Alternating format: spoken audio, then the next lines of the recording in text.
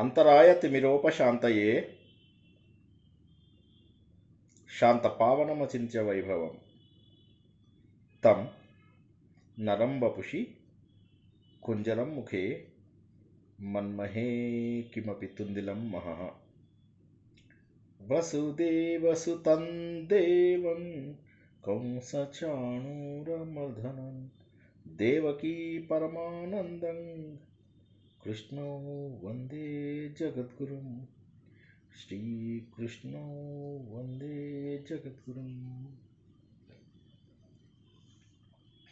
భగవద్బంధువులకు, ఆత్మస్వరూపులకు, సత్యాన్వేషులకు స్వాగతం, సుస్వాగతం.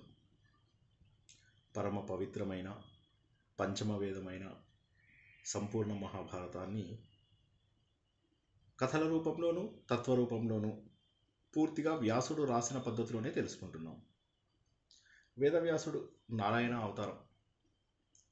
భగవంతుడిగా అవతారం ఎత్తినటువంటి ఆయన ఎంతో కష్టమైనటువంటి వేదాలు, ఆ వేదాలలో ఉన్నటువంటి జ్ఞానం, అందులో ఉన్నటువంటి గొప్ప విద్యని మనం కోల్పోతున్నామన్న సత్యాన్ని గ్రహించి తన శిష్యుల ద్వారా ప్రచారానికి పంపించారు. కానీ అక్కడ ఏ విధమైనటువంటి ఫలితము రాలేదు. ఎందుకంటే మనుషుల జీవితము తగ్గిపోతుంది. ఎందుకంటే వారు ఎన్ని సంవత్సరాలైతే బతకాలో ఒక్కొక్క యుగానికి ఒక్కొక్క రకంగా ఉంటుంది. చూసినట్లయితే ద్వాపర యుగంలో బాగా తగ్గిపోయింది, కలియుగంలో పూర్తిగా తగ్గిపోయింది. ఇంకా వారికి సమయం ఉండదు ఎక్కువగా ఇటువంటివి చేయడానికి అన్నది. ఎందుకంటే కృతయుగంలో, త్రేతాయుగంలో అయితే అందరూ అన్ని వేదాలు చదివేవాళ్ళు. ఆ రోజుల్లో ఇలా 4 వేదాలుగాను డివైడ్ చేసింది ఏది లేదు. అది చేసింది మన వేదవ్యాసుడు. అంతకుముందు అలా లేవు. వేదం అనేది ఒక సంపద. ఆ సంపదను అందరూ చదువుకునేవాళ్ళు ఆ రోజుల లోపల. కాకపోతే ఏమయ్యేది, మరి వాటిని ఒక అనుక్రమణిక పెట్టి వేదవ్యాసుడు ఏం చేశారంటే మనకు సులభంగా అందిద్దామని ప్రయత్నం చేశారు. కాకపోతే ఏమైందంటే అది మనం అందుకోలేకపోతున్నాం. ఆయన ఎంతో కష్టపడ్డారు. వీరికి వయస్సు తక్కువ, ఆయు ప్రమాణం తక్కువ, కాబట్టి వీరికి అందించాలి అని. తర్వాత ఆయన ఏం చేశారు, 18 పురాణాలను అందించారు. 18 పురాణాలు ఆయన సమస్యని సమాధానపరచకపోగా మరిన్ని జటిలమైనటువంటి చిక్కులు ఆయనకి తీసుకొచ్చాయి. ప్రతి ఒక్కరు కూడా ఆలోచించడం మొదలెట్టారు. విష్ణుమూర్తి గొప్ప అని కొంతమంది, శివుడు గొప్ప అని కొంతమంది, అమ్మవారు గొప్ప అని కొంతమంది, నేను అమ్మవారి భక్తులని కొంతమంది, నేను ఆంజనేయ స్వామి భక్తులని కొంతమంది, నేను దత్తాత్రేయ స్వామి గొప్పవాడని కొంతమంది. ఇలా జనాలు ముక్కలుగా మన దేశాన్ని, మన ధర్మాన్ని విడదీశారు. ఆయనకు అర్థం కాలేదు ఎలాగా ఇప్పుడు వీళ్ళకి ఏం చెప్తే అర్థమవుతుంది అని చెప్పేసి అప్పుడు తన కుటుంబ చరిత్ర, చంద్రవంశ చరిత్ర అయినటువంటి ఈ మహాభారతాన్ని రాయడానికి పూనుకుని గణపతి సహాయంతో ఇది రాయడం మొదలెట్టారు. 8800 శ్లోకాలు మొత్తం మీద ఆయన జయ కావ్యం అంటారు. మహాభారతాన్ని జయం అంటారు. అంటే మహాభారతం చదువుకున్న వాడికి అన్ని విషయాలుగా జయం వస్తుంది. జయం వస్తుందంటే అదేదో మ్యాజిక్ లాగా ఇలా చెయ్యి నుంచి జుయ్ అని ఒక కిరణం వచ్చి మీకు వచ్చేసేసి మీ లోపల ఇలా మార్పు. సినిమాల్లో అలా ఎందుకు చూపిస్తారంటే అందరికీ అర్థం కావడం కోసం అలా చూపిస్తారు. అలా రాదు.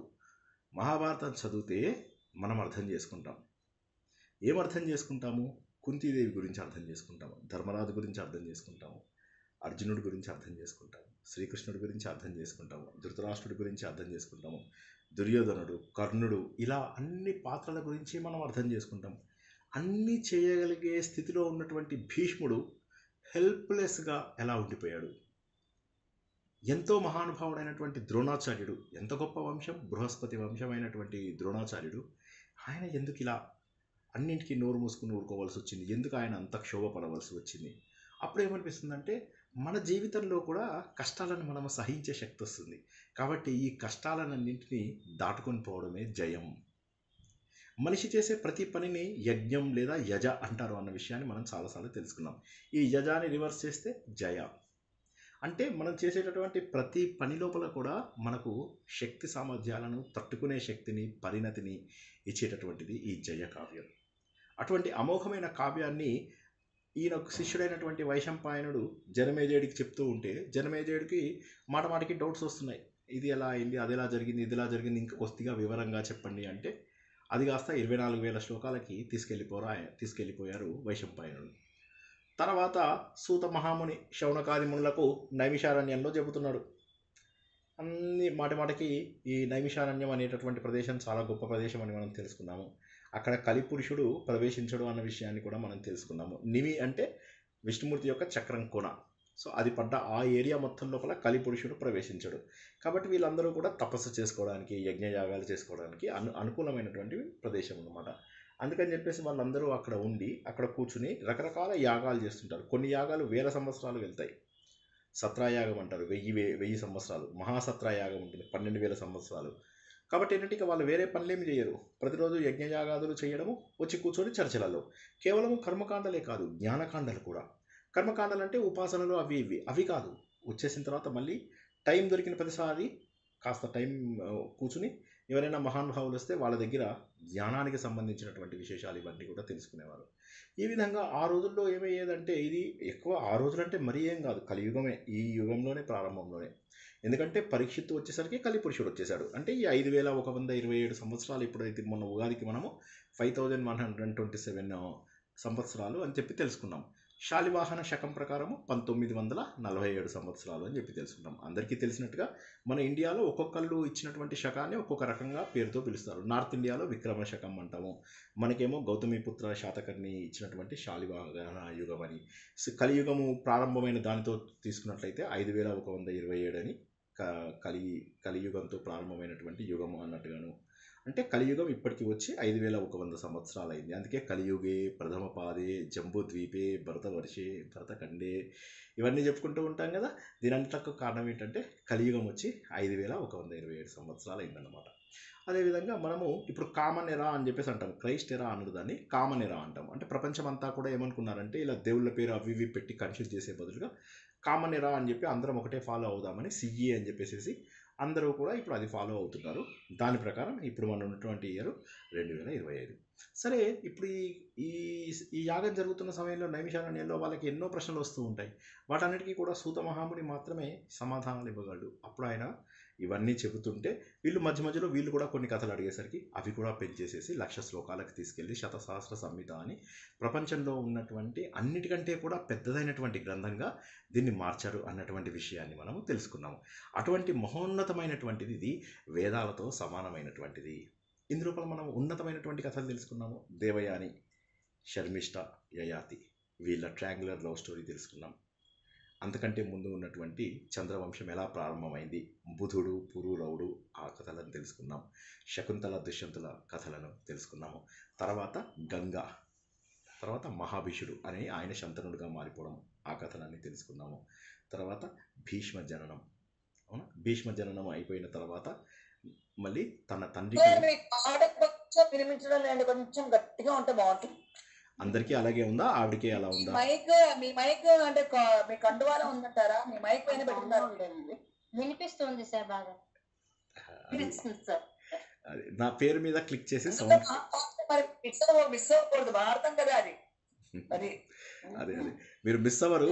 నేను యాక్చువల్గా నేను గట్టిగానే మాట్లాడుతున్నారు.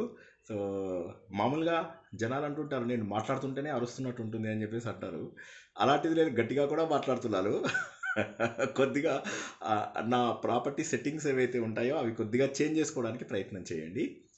ఇక కమింగ్ బ్యాక్ టు ది, ఆయన తన తండ్రి అయిన శంతనుడికి సత్యవతినిచ్చి వివాహం చేయడము, సత్యవతి యొక్క పూర్వ జన్మ చరిత్ర వృత్తాంతం అవన్నీ తెలుసుకున్నాము. తర్వాత సత్యవతికి తన తండ్రికి పుట్టినటువంటి తమ్ముళ్లను తనే పెంచి పెద్ద చేసిన, వారికి రాజ్యాధికారం ఇచ్చిన, వాళ్ళ యొక్క మూర్ఖత్వం వల్ల వారిద్దరూ కూడా చనిపోవడం జరుగుతుంది. మరి రాజ్యం ఎలా వెళ్ళాలి ముందుకి అనే విషయం లోపల ఆయన వేదవ్యాసుడిని తీసుకొచ్చేసి ఆయన ధృతరాష్ట్రుడు, పాండురాజు, విదురుడుల యొక్క సంతానానికి మూల కారణమయ్యాడు అని చెప్పేసి మనం తెలుసుకున్నాము. పాండురాజు చిన్నప్పటి నుంచి మహానుభావుడు. ఆయన అన్నగారికి ఎంతో ప్రేమగా చూసుకునేవాడు. తనను రాజు చేసినా కూడా అన్నయ్యనే సింహాసనం మీద కూర్చోబెట్టి తను అన్ని చోట్ల వెళ్ళి అన్ని రకాల వస్తువులని అన్నయ్యకు బహుమతిగా ఇచ్చేవాడు. పాండురాజు రాజ్యం పరిపాలిస్తున్నప్పుడు జరాసంధుడు కానీ, బాణాసురుడు కానీ ఎవరు అసలు ఇటువైపు తలెత్తి కూడా చూడగలిగేవారు కాదు ఆయన వైపుకి. ఎందుకంటే ఆయన పరాక్రమం చూసి. అనుకోకుండా ఒక శాపానికి గురైనటువంటి పాండురాజు తను పిల్లలు లేరనేటటువంటి బాధతోటి చివరికి దేవతలను ప్రార్థించగా ఆయనకి 5 పిల్లలు జన్మించారని చెప్పి తెలుసుకున్నాము. అదే సమయం లోపల గాంధారికి 101 మంది పిల్లలు జన్మించారన్న విషయాన్ని తెలుసుకున్నాము. వీళ్ళందరికీ కూడా ద్రోణాచార్యుడు మనం ద్రుపదుడు, వారిద్దరి కథని తెలుసుకున్నాం గత వారము. ద్రోణాచార్యుడు, ద్రుపదుడు ఏ విధంగా రాజైన తర్వాత ద్రోణాచార్యుడిని బాధ పెట్టాడన్న విషయాన్ని, తర్వాత ద్రోణాచార్యుడు హస్తినాపురంకి రావడము, అక్కడ తన భార్య యొక్క అన్నగారైనటువంటి కృపాచార్యుడు ఉన్నటువంటి ప్రదేశం కాబట్టి అక్కడ ఏదైనా ఉద్యోగం వస్తుందని రావడము, అక్కడ పిల్లలందరూ కూడా బంతాట ఆడుకుంటుంటే వారందరికీ కూడా తను సహాయం చేయడం చూసినటువంటి భీష్మాచార్యుడు ఈయనని పిల్లలందరికీ కూడా గురువు గారిగా నియమిస్తాడు. అంతలోకి ద్రోణాచార్యుడికి బాగా పేరు వస్తుంది. ఎంతోమంది చుట్టుపక్కల ఉన్నటువంటి రాజులు వీళ్ళు కూడా వచ్చి ఇక్కడ అన్నీ నేర్చుకుంటారు. వీళ్ళతో పాటుగా కర్ణుడి యొక్క జననం మనం తెలుసుకున్నాము. కర్ణుడు పుట్టడంతో కవచకుండలాలతో పుట్టాడు, మెరిసిపోతూ ఉంటాడు. అతడు మహావీరుడైతాడు. అతడు కూడా కొన్ని విద్యలు ద్రోణాచార్యుడి దగ్గర నేర్చుకోవడం అంటూ జరుగుతుంది. ద్రోణాచార్యుడికి కర్ణుడు మొదటి నుంచి కూడా ఇష్టం లేదు, అయినప్పటికీ కూడా అందరితో పాటుగా నేర్పిస్తూ ఉండేవాడు. ఆ తర్వాత కర్ణుడు కొన్ని రోజుల పాటు అది కొనసాగించిన తర్వాత అందరూ విద్యలు బాగా ఉన్నాయి. ఇందులోపల అర్జునుడు మాత్రము ద్రోణాచార్యుడికి అత్యంత ముఖ్యమైనటువంటి శిష్యుడిగా మారిపోతాడు. ఎందుకంటే ఆయనకు ఉన్నటువంటి గురుభక్తి కావచ్చు, తను చేయవలసిన పని మీద ఉన్నటువంటి శ్రద్ధ కావచ్చు, వీటి వల్ల గురువు గారికి చాలా దగ్గరవడం జరుగుతుంది. మొత్తం మీద వీళ్ళందరూ చాలా బాగా నేర్చుకున్న తర్వాత అప్పుడప్పుడు ప్రదర్శనలు జరుపుతారు కదా, విద్యా ప్రదర్శన. ఆ విద్యా ప్రదర్శన కోసమై అందరినీ సిద్ధం చేస్తారు. సో అందరూ కూర్చుని అప్పుడు ఇంకా వీళ్ళందరూ విద్యా ప్రదర్శన ఎలా చేద్దామనగానే అప్పుడు ధృతరాష్ట్రుడు అంటాడు సరే అని చెప్పి ఒక పెద్ద వేదికను ఏర్పాటు చేసి ఆ వేదిక దగ్గర అందరూ చక్కటి వస్త్రాలు ధరించి అందరూ పైన గ్యాలరీలలో కూర్చుంటారు. భీష్ముడు, శల్యుడు, శకుని, విదురుడు, ఇది కాక మనకు శంతనుడు యొక్క అన్నగారు ఉన్నారు, బాహ్లికుడు, వాతాపి అని ఇద్దరు ఉండేవాళ్ళని చెప్పాం కదా. ఆ బాహ్లికుడు యొక్క సంతానము పూరిష్టవుడు, సోమదత్తుడు, వాళ్ళందరూ కూడా అక్కడ కూర్చుంటారన్నమాట. వాళ్ళు కూడా మనం ఇంతకుముందు అనుకున్నట్టుగా జరాసంధుడు ఇచ్చినటువంటి కొంత రాజ్యాన్ని పరిపాలిస్తూ వాళ్ళు అక్కడే ఉన్నారు. వాళ్ళు కూడా ఇది చూడడానికి వస్తారనమాట. వాళ్ళు కూడా తాతలు తండ్రులే అవుతారు వీళ్ళకి, పాండవులకి.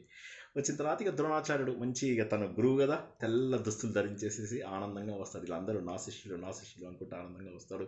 ఇక ఆయన వెనకాలే పాండుపుత్రుడు, మళ్ళీ ఈ కౌరవ సంతానం, వీళ్ళందరూ కూడా అలా ఆయనని అనుసరిస్తూ వస్తారనమాట. అందరూ వయసు తర్వాత వాళ్ళ హైట్కి తగ్గట్టుగా నిలబడతారు. చక్కగా నిలబడిన తర్వాత ముందుగా భీముడు, దుర్యోధనుడిని గదా యుద్ధం ప్రారంభించమని చెప్పి చెబుతారనమాట.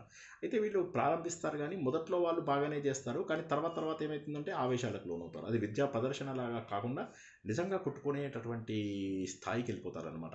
అప్పుడు వెంటనే ఈ ఆవేశాలు చూస్తున్నటువంటి జనాలు కూడా ఆశ్చర్యపోతూ ఉంటారు, ఇదేంటి ఇలా ఎందుకు చేస్తున్నారు అని చెప్పి. ఆఖరికి వాళ్ళలో కూడా 2 గ్రూపులుగా విడిపోయి జనాలందరూ కొట్టుకుంటూ ఉంటారు. అప్పుడు ఇంకైనా ద్రోణాచార్యుడు ఆపుతాడనమాట. ఆపేసేసి అశ్వత్థామని పంపిస్తాడు, వెళ్ళేసి ముందు వాళ్ళని ఆపు అని చెప్పేసి. అశ్వత్థామ వెళ్ళేసి ఆపుతాడు. అప్పుడు ఇక అర్జునుడిని, తన ప్రియ శిష్యుడు కాబట్టి అర్జునుడు రాగానే ఇంక అక్కడ మొత్తము ఎట్లా అంటే మన మగధీరలో రామ్ చరణ్ వచ్చినప్పుడు ఎలా అయితే జనాలు సంతోషంగా చప్పట్లు కొడతారో ఆ విధంగా అర్జునుడు రాగానే అందరూ చప్పట్లు కొడతారు. ఇప్పుడు మనం చూస్తున్న సగం సినిమాలు మహాభారతం నుంచి తీసుకున్నవే. మనం ఇది బాహుబలి యాజ్ ఇట్ ఈస్ డైరెక్ట్గా మహాభారతం నుంచి కాపీ కొట్టిన స్టోరీనే ఇప్పటికి కొద్దిగా అనుగుణంగా వేశారు. సో అందులో ఉన్న ప్రతి పాత్ర పేరు నేను చెప్పగలను, ఏం పాత్రో ప్రతి పాత్ర పేరు నేను చెప్పగలను. సో అలాగా ఏమైందంటే ఎనీవే అర్జునుడు చూసిన తర్వాత కుంతిదేవి చాలా సంతోషపడుతుంది, తన కుమారుడు ప్రయోజకుడు అయ్యాడని ఇంకా ఎక్కువ సంతోషపడుతుంది. మొత్తం మీద అన్ని రకాల ఆయుధాలు ఇవన్నీ ప్రయోగిస్తూ ఉంటాడు. ఈ గాంధారి తర్వాత ఈయన ధృతరాష్ట్రుడు, వీరికి మాత్రం విదురుడు పక్కన కూర్చొని అన్నీ చెబుతూ ఉంటాడు అనమాట. ధృతరాష్ట్రుడు అడుగుతాడు, ఏంటి బాగా సౌండ్ వస్తుంది అని. అంటే ఏం లేదు, అర్జునుడు వచ్చాడు అని చెప్పి. అంటే ధృతరాష్ట్రుడు కూడా సంతోషపడతాడు. ఆయనకి మరీ ఇది కాదు, ఎప్పుడెప్పుడో తన కుమారులు తక్కువ అయినప్పుడు అసూయ అనిపిస్తూ ఉంటుంది. సరే ఇక అర్జునుడు ఆగ్నేయాస్త్రము, వాయవ్యాస్త్రము, వారుణాస్త్రం, ఇక అన్నీ ఇంకా ఇది అది అదని కాదు, మేఘాలలో వేసేవి రకరకాల అస్త్రాలు ఇవన్నీ వేసి చూస్తారు. అందరూ కూడా ప్రజలు ఆశ్చర్యపోతూ ఉంటారు, ఇంత అద్భుతంగా ఉంటాడా అని. ఇంతలోకే కర్ణుడు అక్కడి నుంచి లోపలికి ప్రవేశించడం జరుగుతుందన్నమాట. ఇది యాక్చువల్గా కురుపాండవుల యొక్క విద్యా ప్రదర్శన, అందరు శిష్యుల విద్యా ప్రదర్శన కాదు. కానీ కర్ణుడు మామూలుగా ప్రేక్షకులలోంచి వచ్చేస్తాడు. అందరూ కూడా చూస్తుంటారు, ఎవరు ఇతను బంగారంలాగా మెరిసిపోతున్నాడు అని చెప్పేసి. మంచి సౌష్ఠవము, 17-18 ఏళ్ళ వయస్సు ఉన్నటువంటి 18 ఏళ్ళు ఉంటాయి సుమారుగా. ధర్మరాజు కంటే కూడా 2 ఏళ్ళు పెద్దవాడు. సో అతను వచ్చేసి అక్కడ నిలబడేసరికి అందరూ కూడా ఆశ్చర్యపోయి చూస్తూ ఉంటారు. చూసినప్పుడు అర్జునుడు అంత గొప్పగా ఫీల్ అవ్వాల్సిన అవసరం ఏమీ లేదు, అతను చేసినవన్నీ కూడా నేను చేయగలను అంటాడు. కర్ణుడికి ఎలా వచ్చాయి ఇవన్నీ? కొద్దిగా ఫ్లాష్ బ్యాక్ అయితే కర్ణుడికి మొదటి లోపల ద్రోణాచార్యుడు విద్య చెప్పడానికి ఇష్టపడాడు అన్నమాట. అప్పుడు ఏమవుతుందంటే కర్ణుడు పరశురాముడి దగ్గరికి వెళ్తాడు. పరశురాముడి దగ్గరికి వెళ్తే పరశురాముడు ఏంటంటే క్షత్రియులకి ఎగెనిస్ట్గా చెప్పడానికి, ఎందుకంటే ఆయనకి క్షత్రియులు అంటే ఇష్టం లేదు కాబట్టి వేరే వాళ్ళకి నేర్పిస్తుండేవాడు. ఈయన ఏం చేస్తాడు, నేను బ్రాహ్మణుని అని చెప్పేసి పరశురాముని మోసం చేసి నేర్చుకుంటాడు అనమాట. అన్ని విద్యలు నేర్చుకుంటాడు, ఆయనకు ప్రియ శిష్యుడుగా ఉండిపోతాడు. పరశురాముడి దగ్గర నేర్చుకున్నాడంటే భీష్ముడు కూడా పరశురాముడి దగ్గరే నేర్చుకున్నాడు. సో పరశురాముడు మహానుభావుడు. నేర్చుకున్నాక చాలా బాగున్నాక ఒకరోజు ఏమవుతుందంటే అతను తన తల లోపల తన తలని కర్ణుడి ఒడిలో పెట్టి పడుకుంటాడు. ఆ సమయంలో కర్ణుడికి అక్కడ కీటకం కుట్టడము, అందులోంచి రక్తం కారుతున్నా కూడా గురువు వారికి నిద్ర భంగం అవుతుందని చెప్పి కదలకుండా ఉంటాడు. ఆ రక్తం కొద్దిసేపటికి గురువు వారికి తగలడము, ఆయన లేచి చూసి ఇది బ్రాహ్మణులు అయితే ఇది తట్టుకోలేరు, నువ్వు బ్రాహ్మణుడు కాదు అనగానే అప్పుడు చెప్తాడు, నేను బ్రాహ్మణుడని కాదు నిజమే, ఇట్లా నేను సూతపుత్రుడను అని చెప్తాడు. చెప్తే లేదు నీలో క్షత్రియ రక్తం అయితే ఉన్నట్టుంది, ఏది ఏమైనా కూడా నువ్వు మోసం చేసి విద్య నేర్చుకున్నావు, అన్ని విద్యలు పనిచేస్తాయి కానీ బ్రహ్మాస్త్రం ఒక్కటి మాత్రం మళ్ళీ వినండి, అదొక్కటి మాత్రము సమయానికి నీకు గుర్తురాదు అని చెప్తాడు. సో ఆ విధంగా కర్ణుడు ఇవన్నీ నేర్చుకోవడం జరుగుతున్నాడు. కర్ణుడికి ఎలా వచ్చి విద్యలు అంటే ఒక గురువు దగ్గర నేర్చుకోకపోతే అస్త్రాలు రావు. మళ్ళీ ఒకసారి చెప్తున్నాను, శస్త్రం వేరు అస్త్రం వేరు. శస్త్రం అంటే కత్తులు గదలు ఇవన్నీ స్కిల్తో ఉపయోగించేవన్నీ కూడా మన దగ్గర ఉన్నటువంటి పవరు తర్వాత స్కిల్ వీటితో చేసేవన్నీ అన్నింటినీ కూడా శస్త్రాలు అంటారు. అస్త్రం అంటే ఏంటంటే తెలివితేటలతోటి మంత్రశక్తులతోటి వాటితోటి వచ్చేటటువంటివి ఇవి. సరైనటువంటి మంత్ర ఉచ్చారణ ద్వారా సరైనటువంటి దేవుణ్ణి తలుచుకోవడం ద్వారా మనం ఏ వస్తువునైనా కూడా అస్త్రంగా మార్చి ప్రయోగించవచ్చు. సో అప్పుడు ఇతను వచ్చి అర్జునుడు చేసిన ప్రతి ఒక్కటి అతను చేయగలుగుతాడు. అప్పటి వరకు కూడా దుర్యోధనుడు ఎవరైతే చూస్తాడో అతనికి కర్ణుని చూసి ఇక మురిసిపోతాడు అనమాట. మురిసిపోయి ఇక అసలు దుర్యోధనుడు చాలా ఆనందపడిపోతాడు. ఓకే తనకు సపోర్ట్గా ఒకడు వచ్చి ఉంటాడు అని చెప్పేసి ఇక వెంటనే సంతోషపడతాడు. అప్పుడు అతను కర్ణుడు అంటాడు అనమాట, నేను అర్జునుడితో ద్వంద్వ యుద్ధం చేస్తాను అని అంటాడు. చిన్నప్పటి నుంచి కూడా అర్జునుడు అంటే ఒక రకమైనటువంటి ద్వేషభావం పెంచుకున్నాడు. అర్జునుడిని వీళ్ళందరినీ చూస్తూ ఉన్నప్పటికీ కూడా కర్ణుడికి చిన్నప్పటి నుంచి కూడా ఏంటంటే ఇతనంటే ఇష్టం, దుర్యోధనుడు అంటే ఎందుకో ఇష్టం ఉండేది. అదృష్టవశాత్తు దుర్యోధనుడు కూడా అది ఇష్టపడుతున్నాడు. అయితే అర్జునుడు అంటాడు, ఇతను పిలవకుండా వచ్చిన అతిథి కదా, ఇతనితోటి నేను ఎట్లా చేయాలి అని. అప్పుడు కర్ణుడు అంటాడు, అలా కాదు, ఇది వీరులకు జరుగుతున్నటువంటి పరీక్ష, నువ్వు వస్తావా అని. సరే అని అర్జునుడు ఒప్పుకుంటాడు. ఒప్పుకోగానే ఇద్దరు కూడా ఘోరంగా యుద్ధం చేస్తూ ఉంటారు. యుద్ధం చేస్తూ ఉంటే ఒక సమయం లోపల కర్ణుడు కొట్టిన మేఘం అస్త్రం ఒకటి ఉంటుంది అనమాట. ఆ అస్త్రానికి అర్జునుడు పడిపోవడం జరుగుతుంది. మళ్ళీ అర్జునుడు వెంటనే లేచి ఆ మేఘాలన్నింటినీ కూడా పారద్రోలడం, అంటే అర్జునుడు కనిపించడు ఇంకా మేఘాలలో. ఇలా గొడవ అవుతున్న సమయం లోపల అప్పుడు కర్ణుడితో చెప్తాడనమాట. కృపాచార్యుడు అక్కడికి వస్తాడు, ద్రోణాచార్యుడి బావగారు వచ్చేసి, కర్ణ ఇక్కడ ఇతను జన్మతః క్షత్రియుడు, నువ్వు అర్జునుడితో చెయ్యాలి అంటే నీ కులగోత్రాలు వంశము ఇవన్నీ కూడా తెలియాలి. ఇది జరుగుతున్నటువంటి విద్య కురు సంతానంకి జరుగుతున్నటువంటి విద్య, నువ్వెవరవో తెలియవు కదా అనగానే అప్పుడు కర్ణుడు తలకాయ ఉంచుకుంటాడు. అప్పుడు దుర్యోధనుడికి కోపం వచ్చేసి ఏం మాట్లాడుతున్నాడు ఆచార్య మీరు, ఇతను రాజే ఈ రోజు నుంచి మన దగ్గర అంగరాజ్యం ఉంది కదా, అంగరాజ్యం అంటే బెంగాల్ సైడ్, ఒరిస్సా అక్కడ సైడ్, దానికి నేను ఇతన్ని రాజుగా చేసేస్తాను అని చెప్పేసి దానికి రాజుగా చేసేసి ఇంకా ఇతను కేవలం రాజు కాదనే కదా రాజు అయిపోయాడు అని అనేస్తాడు. అప్పుడు ధృతరాష్ట్రుడు కూడా సంతోషంగా ఒప్పుకుంటాడు. ఎందుకంటే అర్జునుడిని ఇందాక చప్పట్లు కొట్టడం చూసిన తర్వాత ఆయనకి ఎక్కడో బాధ కలుగుతూ ఉంటుందన్నమాట. సరే సంతోషపడ్డప్పటికీ కూడా కొద్దిగా తన కుమారుడు అన్న మాటలకు ఆయన ఇన్ఫ్లుయెన్స్ అవుతూ ఉంటాడు. సరే ఇంకా కర్ణుడు ఆనందంతో పొంగిపోతాడు. దుర్యోధనానికి ఏది కావాలన్నా కూడా నేను చేయగలను, నా పరువు ఇంతమంది లోపల నువ్వు నన్ను నిలిపావు అంటే అప్పుడు నీ స్నేహం కంటే నాకు కావాల్సినది ఏముంది అనగానే ఇద్దరు కలిసి ఆ పాట పాడతారు. స్నేహాని కన్న మిన్న లోకాన లేదురా పాట విన్నారు కదా, ఆ పాట అన్నమాట. ఆ పాట పాడతారు. పాట పాడగానే ఇంకొక పాట కూడా వస్తుంది. కొంతకాలం కిందట బ్రహ్మదేవుని ముంగిట రెండు ఆత్మలు కోరుకున్నవి ఓ వరం అని పాడుకుంటారు. సినిమా పాటలు పాడుకున్న తర్వాత ఇద్దరు అడుగుతారు ఏ సినిమా అంటే ఇద్దరు ఇది చూసాము అంటే సంతోషపడతారు. అరే ఇద్దరు టేస్ట్ కూడా ఒకే రకంగా ఉంది అని చెప్పేసి సంతోషపడతారు. ఇంతలోకే అక్కడికి ఆ రథం నడిపించే సూతుడు వస్తాడు అనమాట. రాగానే భీముడు కొద్దిగా ఇదిగా ఉంటాడు కదా, ఎప్పుడు కొద్దిగా నోటి దూల కూడా ఎక్కువ. నువ్వు సూతుడివి కదా, నువ్వు రథం నడిపోక నీకెందుకు మాతోటి యుద్ధాము అని చెప్పేసి అంటాడు. దుర్యోధనుడు ఎదురు తిరిగి నువ్వు వాయుపుత్ర అంటారు కదా, మరి నువ్వెవరివి, నీ పుట్టుక ఏంటి, నీ కులం ఏంటి, అలా చూసుకున్నట్లయితే వీరుల పుట్టుక దేవతల పుట్టుక ఎవరికి తెలుసు అని వ్యాలిడ్ క్వశ్చన్ వేస్తాడు. అనేసి అప్పుడు అంటాడు అనమాట, దదీచి వెన్నెముక తీసుకునే కదా దేవేంద్రుడు యుద్ధంలో గెలిచాడు. పరశురాముడు కుమారుడు ఎవరైతే ఉంటారో కుమారస్వామి, ఆయన రెల్లు పొదల లోపల జన్మించాడు కదా. మా గురువు గారు ఎలా జన్మించారో చెప్పాలా? ఆయన ఒక ద్రోణం అంటే ఒక గిన్నె, అందులోపల కుండలో జన్మించారు కదా.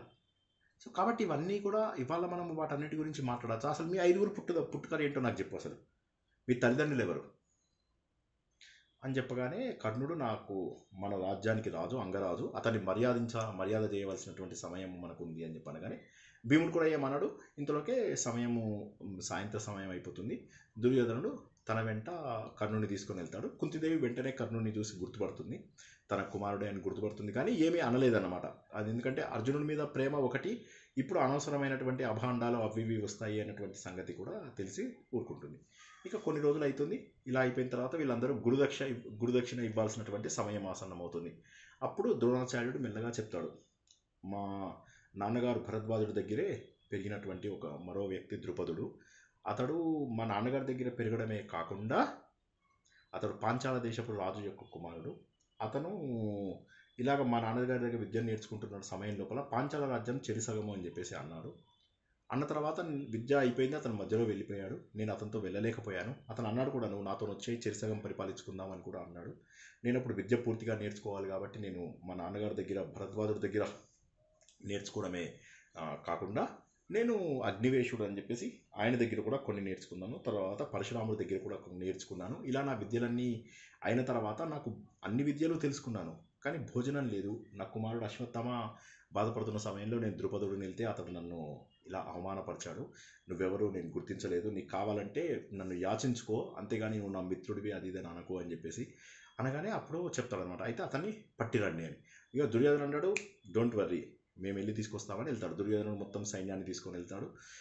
అక్కడికి వెళ్తే ఓటమి సంభవిస్తుంది అనమాట. ఓటమి సంభవించే ద్రుపదుడు పరాక్రమవంతుడు, ద్రోణాచార్యుడితో సమానమైనటువంటి శక్తి ఉన్నటువంటి వాడు, ఓడగొట్టగానే ఇంకేముంది, అప్పుడు దుర్యోధనుడు వీళ్ళు ఓడిపోయారని తెలిసిన తర్వాత అప్పుడు నెక్స్ట్ ఈయన వీళ్ళు వెళ్తారు, అర్జునుడు భీముడు మాత్రం వెళ్తారు యుద్ధానికి.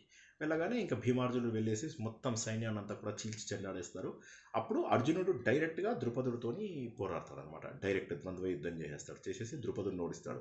ఓడించడమే కాకుండా తన రథ చక్రం ఉంటుంది కదా, ఆ రథ చక్రానికి కట్టేసి తిప్పుకుంటూ తీసుకొచ్చి ద్రోణాచార్యుడు కాళ్ళ దగ్గర పడేస్తాడు అనమాట. అప్పుడు అది మామూలు అవమానమా? సో అప్పుడు పడేసి అప్పుడు ద్రోణాచార్యుడు అంటాడనమాట, ఏంటి ద్రుపద మహారాజు, ఏంటి ఇలా దీనంగా ఉన్నావేంటి, మహారాజు అనేటటువంటి పదం వెళ్ళిపోయిందా, పాంచాల రాజ్యం చెరిసగము అని చెప్పేసి అన్నావు కదా, ఇప్పటికైనా మమ్మల్ని గుర్తుపెట్టుకున్నావా అంటాడు. అనగానే అతను మాట్లాడగానే సహజంగా బ్రాహ్మణుడు అవడంతో ఇతడు అంటాడు, సరే వదిలేసేయండి, అతన్ని కొద్దిగా కరుణ కలుగుతుంది, వదిలేసేయండి, అతను నా మిత్రుడు అంటారు. మళ్ళీ ఇద్దరు కలిసి మామూలు మాటలు మాట్లాడుకుంటారు. కాలేజ్ డేస్లో నువ్వే గోడలు దూకావు, నేను ఒక గోడలు దూకాను, ఈ హాస్టల్కి వెళ్ళాను, ఆ హాస్టల్కి వెళ్ళాను, అన్నీ మాట్లాడుకుంటారు ఇద్దరు సంతోషంగా. మళ్ళీ ఇద్దరు ఫ్రెండ్స్ అయిపోతారు, వెళ్ళిపోతారు. ద్రోణాచార్యుడు వంతుకి అయిపోయింది. ఇంకా అతను నన్ను అవమానించాడు, నేను అతను అవమానించాను. కానీ ద్రుపదుడు స్వతహాగా క్షత్రియుడు అవడం వల్ల ఏమైందంటే అది అతను మనసు లోపల పెట్టుకుని పరాభావాన్ని తట్టుకోలేకపోతాడు. ఎలా అయినా ప్రతీకారం చేయాలి అని చెప్పి అంటాడు. అది ఏమైంది అనేది తర్వాత తెలుసుకుందాం, అంటే క్లుప్తంగా చెప్తాను. తర్వాత అతను ఏమంటాడంటే, అర్జునుడిని వివాహం ఆడే కూతురు కావాలి, ద్రోణాచార్యుడిని చంపేటటువంటి కొడుకు కావాలి అని చెప్పేసి ఇద్దరి కోసం తపస్సు చేస్తాడు. ఆ కూతురే ద్రౌపది, ఆ కొడుకే దుష్టజుమ్నుడు అంటే ఎవరైనా చెప్పండి. దుష్టజుమ్నుడు అంటే అతని పాత్ర ఏంటి భగవద్గీతలో తెలుసుకున్నాం? సేనాధిపతి సార్, పాండవులకు సేనాధిపతి, సర్వసైన్యాధిపతి, ద్రుపద పుత్రుడు అండి, అదే సర్వసైన్యాధిపతి. సో అయితే అతడు అన్నమాట. సో ఆ విధంగా ఏమవుతుందంటే ధృతరాష్ట్రుడు ఇక కొన్నాళ్ళు అయిన తర్వాత ధర్మరాజుని పట్టాభిషేకము చేస్తాడు. అయితే మహారాజు పట్టాభిషేకం చేయకుండా యువరాజు పట్టాభిషేకం చేస్తాడనమాట. అయితే భీష్ముడు చెప్తుంటాడు, డైరెక్ట్గా నువ్వు మహారాజు పట్టాభిషేకం చేసే, ఇంకా నువ్వు ఎన్నాళ్ళు పరిపాలిస్తావని చెప్పినా కూడా వినకుండా యువరాజు పట్టాభిషేకం చేస్తాడు. చేయగానే ఇంకేముంది, పిల్లాడు అంటే ఇతను మరి పెద్దవాడేం కాదు, 17 ఏళ్ళు ఉంటాయి ధర్మరాజుకి. సరే యువరాజు, అందుకోసమని యువరాజు పట్టాభిషేకమే, 18 ఇయర్స్ రాలే కదా, ఇతను ఓటు కూడా వేస్తాడా, ఓటు వేసేది ఉంటే ఆ మోడీ గారు ఉన్నారు ఆయనకే వేయాలి అని చెప్పి ఇతను ఎలా అయినా సరే ఈ రాజ్యం పరిపాలించండి అని. సరే ధృతరాష్ట్రుడు పక్కకుండి చూస్తూ ఉంటాడు ఎలా పరిపాలిస్తాడా అని. ఇతను యువరాజు అయినా కూడా మహారాజులాగా మహారాజు కాదు, చక్రవర్తిలాగా పరిపాలిస్తూ ఉంటాడు ధర్మరాజు. ఇక 4 అన్నదమ్ములు 4 దిక్కుల లోపల దిగ్విజయ యాత్ర చేస్తూ ఉంటాడనమాట. ఇక అందరూ కూడా చాలా సంతోషపడిపోతుంటారు. ఇక ఈయన కూడా చాలా సంతోషపడతాడు. అప్పుడు ద్రోణాచార్యుడు ఇది చూసి, అంటే రాజుగా వీళ్ళు గొప్పగా ఉన్నారు, తర్వాత తన ప్రియ శిష్యుడైనటువంటి అర్జునుడు పరాక్రమవంతుడై అన్ని చోట్ల కూడా ఎక్కడ విన్నా అర్జునుడి పేరే. ఇక ద్రోణాచార్యుడికి ఇక ఆనందం తట్టుకోలేకపోతాడు. అప్పుడు బ్రహ్మాస్త్రం కాదు, బ్రహ్మశిరం అనే ఒక అస్త్రాన్ని ఇస్తాడు. ఇచ్చేసి, అర్జున, చాలా దివ్యాస్త్రాలు ఇచ్చాను నీకు, కానీ ఈ దివ్యాస్త్రం అమోఘమైనటువంటిది. ఇది నా గురువు గారు అయినటువంటి ఆయన గురువుగారి పేరు ఏం చెప్పాను, ఎవరన్నా చెప్పండి. ద్రోణాచార్యుడు గురువుగారు మర్చిపోయారు కదా, ఒకసారి చెప్పండి.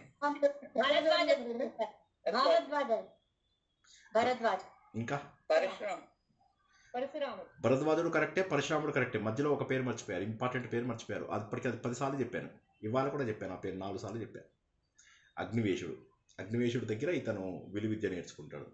సో అయితే ఇది నా గురువుగారు అయినటువంటి అగ్నివేశుడు ఇచ్చాడు. అయితే ఇది అల్ప మానవుల మీద వాళ్ళ మీద నువ్వు ప్రయోగించకు, ఎందుకంటే ఇది వేసావంటే ఆ ప్రదేశంలో అంటే ఆ వ్యక్తికి నాశనం అయిపోవడమే కాకుండా ఆ ప్రదేశం అంతా కూడా కాలిపోతుంది. అంటే ఈ రోజుల్లో మనం బాంబ్స్ అవి వేస్తున్నప్పుడు ఏమవుతుంది, యాటమ్ బాంబ్స్ అవి వేసినప్పుడు ఆ ప్రాంతం లోపల మళ్ళీ మొక్కలు మొలవవు, పంటలు పండవు, తర్వాత నీళ్లు అనేటటువంటివి ఉండవు. సో అటువంటప్పుడు ఎట్టి పరిస్థితుల లోపల కూడా నువ్వు ఇది వాడకూడదు.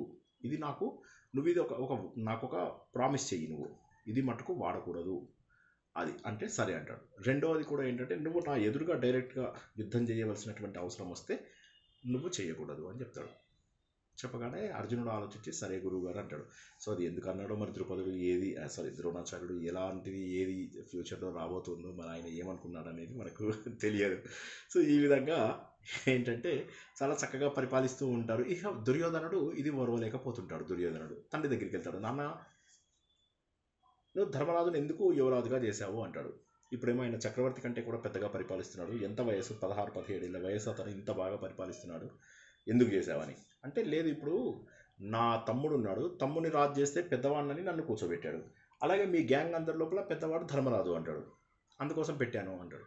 కరెక్టే, ఇప్పుడు రేపు ధర్మరాజుకు పుట్టినవాడు అందరికంటే పెద్దవాడు అవుతాడు, సో ఆయన రాజు అవుతాడు, మళ్ళీ ఆయన కొడుకులు పుడతారు, మళ్ళీ వాళ్ళు పెద్దవాళ్ళు ఉంటారు, వాళ్ళు అలా పెట్టుకుంటూ వెళ్ళిపోతావా నువ్వు? నీకెప్పుడైతే రాజ్యం వచ్చిందో ఇది నీది, నీ కొడుకుగా ఇది నాకు రావాలి అంటాడు.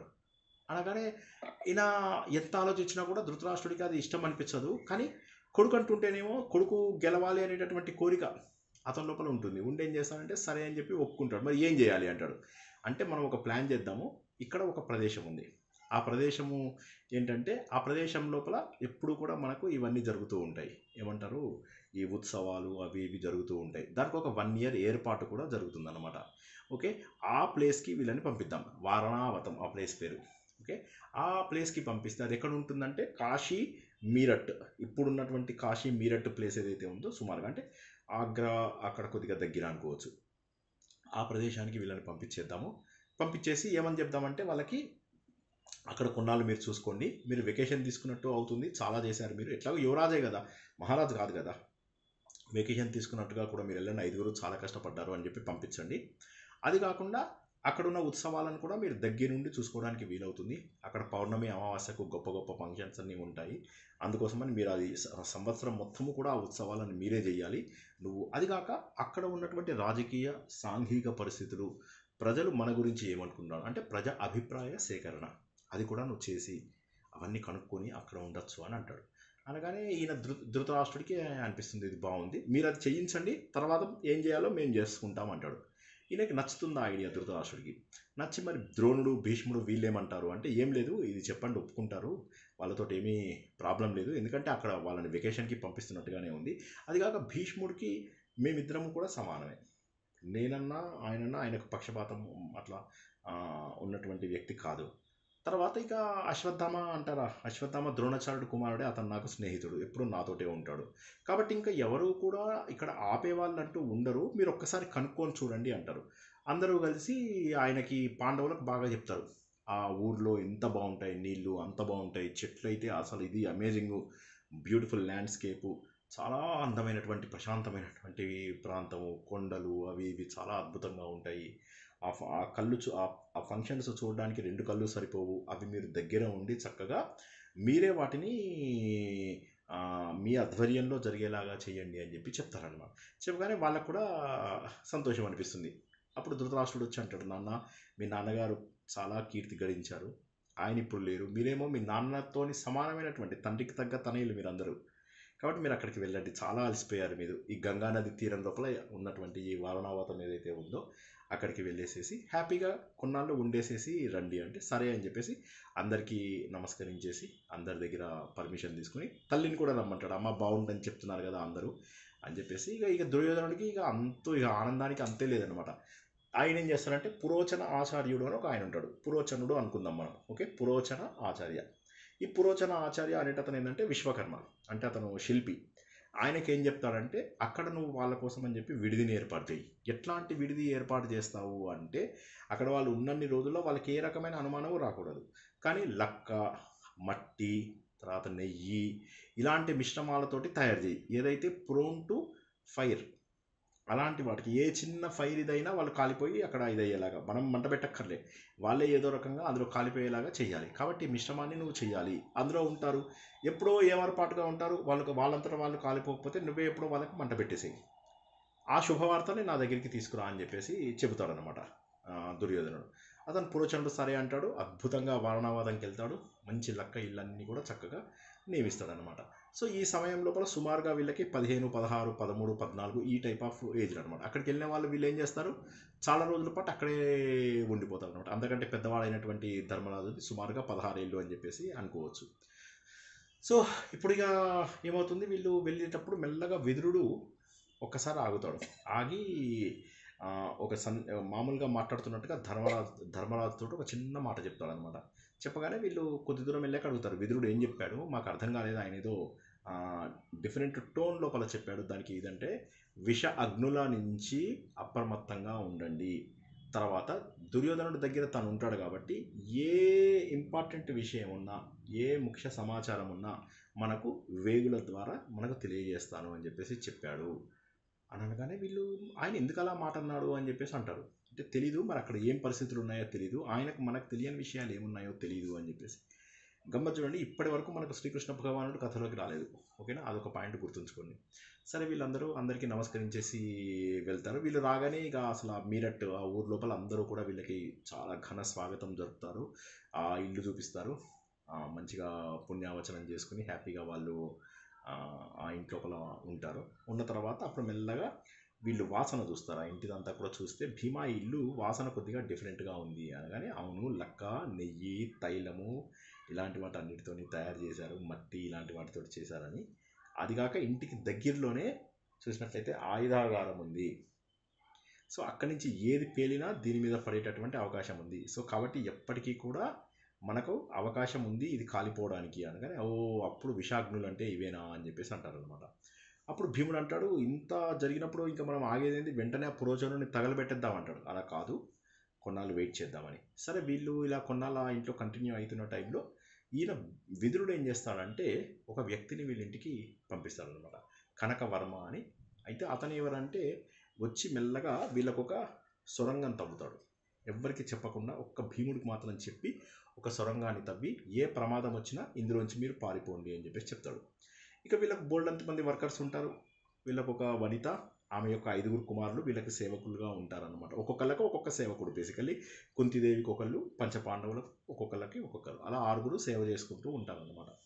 ఇంతలోకే వీళ్ళకి ఒకరోజు భీముడు కనిపిస్తుంది, ఇంకా మనకు సమయం ఆసన్నమైంది అని చెప్పేసి అతను ఏం చేస్తాడంటే మెల్లగా పురోచనుడు ఉన్న ఇంటికి ముందు నిప్పు పెట్టేసేసి తర్వాత తన ఇంటికి కూడా నిప్పు పెట్టేసి వీళ్ళందరినీ తీసుకుని సొరంగంలోంచి వెళ్ళిపోతుంటారు అనమాట. సో కాబట్టి అది ప్రమాదవశాత్తు జరిగినది కాకుండా, అంటే ఎవరన్నా చూస్తే ప్రమాదవశాత్తు జరిగింది అనుకుంటారు, కానీ చేసింది మాత్రం భీముడే. ఇది కొద్దిగా జాగ్రత్తగా వినాలి. ఈ మధ్య దీని మీద కాంట్రవర్సీ వచ్చింది, అందుకోసమని మళ్ళీ చెప్పడం అంటూ జరుగుతుంది. కాంట్రవర్సీ ఏమొచ్చిందంటే వీళ్ళు తగలబెట్టారు అన్నటువంటి మాట కాదు అని కొంతమంది అన్నారు, కానీ యాక్చువల్గా తగలబెట్టింది భీముడే. దానికి వేరే వాళ్ళు, బయట వాళ్ళు ఎవరు తగలబెట్టలేదు. మనకు సంపూర్ణ మహాభారతం ప్రకారము తగలబెట్టింది భీముడే. సో అందులో లోపల ఉన్నటువంటి ఆ బోయ వనిత, ఆమె యొక్క 5 వర్కర్స్ ఎవరైతే ఉంటారో వాళ్ళందరూ కూడా మరణిస్తారు అనమాట. ఎందుకంటే ఆ తర్వాత రోజు హాలిడే ఉండడంతో మిగతా వర్కర్స్ అందరూ ఉండరు. ఈరోజు చతుర్దశి, అమావాస్య రోజు నాడు హాలిడే, కాబట్టి ఈరోజు ఉన్న ఆ 5 చనిపోతారు. తర్వాత వీళ్ళు మాత్రం బయటికి వెళ్ళిపోతారు. వెళ్ళిన తర్వాత అందరూ స్పీడ్గా నడవలేకుండా ఉంటారు. అప్పుడు భీముడు ముందు తల్లిని భుజం మీద ఎక్కించుకుంటాడు. తర్వాత ధర్మరాజుని, అర్జునుడిని, మళ్ళీ నకుల సహదేవులను ఒక చేతులతో పట్టుకొని నడిపించుకుంటూ పాపం మొత్తం భీముడే దాదాపుగా తీసుకుని వెళ్ళిపోతారు. అందరూ కూడా చూస్తారు, వీళ్ళందరూ చనిపోయారని చెప్పేసి బాధపడతారు. వీళ్ళు బతుకున్న సంగతి ఒక్క కనకుడు అని ఎవరైతే విదురుడు పంపించిన వ్యక్తో అతనికి మాత్రమే తెలుసు. అతను వెళ్ళి ఇది మెల్లగా బూడిద కుప్పల్ని ఇట్లా అంటున్నట్టుగా చేస్తూ ఏం చేస్తాడు, ఆ సొరంగాన్ని కప్పేస్తాడు. వీళ్ళు సొరంగంలోంచి పారిపోయారని అందరికీ తెలియకుండా ఈ కనకుడు అనే ఆయన అది తవ్వించి ఆ సొరంగాన్ని మూసేసేసి మామూలుగా వెళ్ళిపోతాడు. వెళ్ళిపోయిన తర్వాత అది వెళ్ళి విదురుడికి ఒక్కడికి చెప్తాడు వీళ్ళు బతికే ఉన్నారు అని. భీష్ముడు, ద్రోణాచార్యుడు, కృపాచార్యుడు వీళ్ళు మాత్రం చాలా ఏడుస్తారు. విదురుడు కూడా ఏడుస్తున్నట్టుగా యాక్ట్ చేస్తాడు. విదురుడికి మాత్రం తెలుసు కదా తనే కదా కనుకొని పంపించింది. సో ఇక దుర్యోధనుడు అయితే ఇక ఆనందానికి అంతే లేదు పాండవుల మరణానికి. అయితే మళ్ళీ పురోచనుడు అరే నా విశ్వకర్మ కదా అతను ఎందుకు చనిపోయాడు అని చెప్పేసి బాధపడుతూ ఉంటాడు. సరే పాండవుడు ఇక్కడి నుంచి ఇక బయటపడి అక్కడి నుంచి వాళ్ళు ఏం చేస్తారంటే సౌత్ వైపు నడవడం మొదలెడతారు అనమాట. వెళ్ళి బాగా అలసిపోతారు. అప్పుడు ఒక చెట్టు కింద విశ్రాంతి తీసుకుంటూ ఉంటారు అనమాట. ఆ చెట్టు కింద విశ్రాంతి తీసుకునేసరికి అక్కడ అందరికీ భీముడు కాపలాగా ఉంటాడు. ఇంతలోకే అక్కడ హిడింబాసురుడు అనేటటువంటి ఒక రాక్షసుడు ఏదో మంచి వాసన వస్తుంది, ఘుంఘుమలు ఆడిపోతుంది అని చెప్పేసి హిడింబాసురుడు తన చెల్లెల్ని పంపించేసరికి ఆ హిడింబ ఏదో ఈ మధ్య అసలు నోట్లో సరిగ్గా లేదు, ముక్క లేక ఎలాగో ఉంది, కొద్దిగా ఏదో ఉంది, అక్కడ నరులెవరో వచ్చినట్టుగా అనిపిస్తుంది, చక్కగా వాళ్ళని చంపేసేసి నాకు వండితే అంటాడు. హిడింబి సరే అన్నయ్య అని చెప్పి అక్కడికి వెళ్తుంది. వీళ్ళు అన్న చెల్లెళ్ళు అనమాట. వెళ్ళి చూసేసరికి అక్కడ అందరూ పడుకొని ఉంటారు. భీముడు మాత్రము నేను ఇంతకుముందు చెప్పినట్టుగా మంచి శరీర సౌష్ఠవము, చాలా అందం ఉంటుంది అనమాట. ఆ అందాన్ని చూసి ఒక్కసారిగా ఈమె ఇదైపోతుంది. మంచి అందము, శరీర సౌష్ఠవము, చాలా ఇది మనకు సినిమాలో చూసినట్టుగా ఇలా ఉన్నాడు భీముడు, మంచి అందగాడు భీముడు. చాలా భీముడికి అందము ప్లస్ సౌష్ఠవంలో వీరు ఒకరికొకరు పోటీ. ఇటు చూసినట్లయితే నకుల సహదేవుడు కూడా చాలా అందగాళ్ళు. అంటే ఇక ధర్మరాజు ఒక్కడికి ఏమొచ్చింది, ఆయన కూడా అందగాడే, నో ప్రాబ్లం. సో గొడవ ఎందుకు, ఎవరిని హర్ట్ చేసేది లేదు ఇవాళ. సో అప్పుడు ఏమవుతుందంటే సరే అప్పుడు ఈమె చెప్తుందన్నమాట, ఈమె ఎట్టి ఆజాన్ బాహుడు అంటే చేతులు పొడు ఎక్కువ అందమైన వాళ్ళు ఎవరండి ఇప్పుడు హైట్ ఆ కథ ఆ దారుడ్యము ఇప్పుడు లేదు కదా. అప్పుడు ఉన్న కథలు వేరే. ఆజాన్ బాహుడు అంటే మోకాల వరకు చేతులు ఉండేవి, హైట్ బాడీ. కరెక్ట్. సరే అప్పుడు హిడింబి మాత్రము భీముడితోనే చెప్తుంది, తన కోరికను ఎక్స్ప్రెస్ చేస్తుంది అనమాట, నన్ను వివాహం ఆడు అని చెప్తే భీముడు ఒప్పుకోడు. కానీ అసలు ఏంటి, భామలకు భర్తలంటే చాలా ప్రేమలు ఉండేవిట ఆ రోజుల లోపల. సో ఆమె చెప్తుందనమాట, ఇదేంటంటే మిగిలిన అన్ని ప్రేమలు ఒకటి, భర్తను భార్యలు ప్రేమించేది ఒకటి, పిల్లల కంటే కూడా భర్తని ఎక్కువ ప్రేమిస్తారు. అసలు ఇంకా ఇది అన్నింటినీ దాటేటటువంటిది ఇది. ఆ విధంగా ఆమెను తృణీకరించడం తప్పు అని చెప్పేసి తనే చెప్తుంది అనమాట. ఇదంతా కూడా అలా నన్ను తృణీకరించడం చాలా తప్పు అని చెప్పగానే భీముడు అంటాడు, నువ్వే ఏం మాట్లాడుతున్నావు అంటే, లేదు నేను హిడింబాసురుడు అనే రాక్షసుడు యొక్క చెల్లెల్ని, మా అన్నగారు మిమ్మల్ని తినడానికి వస్తున్నాడు, మీరు బయలుదేరి వెళ్ళిపోండి ఇక్కడి నుంచి, నన్ను మాత్రం నువ్వు పెళ్లి చేసుకోవాలి, నేను ఇది నీకు ఇంత సహాయం చేశాను కదా అనగానే ఆయన అంటాడు, వాళ్ళు నిద్రపోయారు, నేను వాళ్ళని నిద్ర లేపడం ఎలాగా, నా వల్ల కాదు, నీతోటి రావడము ఇది నాకు కుదరదు అని ఒక స్త్రీ కోసం అందరూ నిన్ను పట్టుకుని వెళ్ళిపోవాలి అంటున్నావు, నిన్ను పట్టుకుని వెళ్ళిపోతే ఎట్లాగా, మీ అన్న వచ్చి వీళ్ళని చంపుతారు, లేదు వాళ్ళని కూడా తీసుకెళ్ళంటే వాళ్ళందరూ పడుకున్నారు కదా, మరి ఎలా తీసుకెళ్ళాలి అనగానే అలా కుదరదు అంటాడు. ఇంతలోకి హిడింబాసురుడు చూస్తాడు, ఏమైంది చెల్లెలు ఇంకా రాలేదని చెప్పేసి వస్తాడు. అప్పుడు వారిద్దరి మధ్య ఒక ఘోర యుద్ధం జరుగుతుంది. పడుకున్న వాళ్ళకి శుభ్రంగా నిద్ర మెలకు వచ్చేస్తుంది. వాళ్ళు కూడా లేచి చూస్తూ ఉంటారు, కొట్టు ఇంకా కొట్టు అని చెప్పేసి వాళ్ళందరూ రెచ్చగొడుతూ దేవుడిని. సో అప్పుడు మెల్లగా కుంతిదేవి అడుగుతుంది, ఎవరమ్మా నువ్వు అని చెప్తుంది అనమాట, ఇక ఆయన చెల్లెల్ని నేను ఇట్లా నీ కుమారుడిని నేను నా భర్తగా వరించాను అని చెప్తుంది. చెప్పిన తర్వాత సరే మొత్తం మీద ఇంకా సాయంత్రం సమయం అవుతుంది. అప్పుడు సాయంత్రం సమయంలో రాక్షసులకు శక్తి పెరుగుతుంది. అందుకే మనం అందరం రాత్రిపూట శక్తి ఉంటుందని చెప్పేసి ఏం చేస్తున్నాము, ఇవన్నీ వింటున్నాం అన్నమాట. సో చక్కగా అదే డే టైం వినొచ్చు కదా, వినం, ఎందుకంటే మనకు రాత్రిపూట మనందరికీ కూడా శక్తి ఎక్కువ పెరుగుతుంది. సో అదే విషయాన్ని చెప్తాడు అనమాట. భీమా రాత్రిపూట రాక్షసులకు శక్తి ఎక్కువ ఉంటుంది కాబట్టి రాత్రి అయ్యే లోపల అతన్ని చంపేసేయాలి.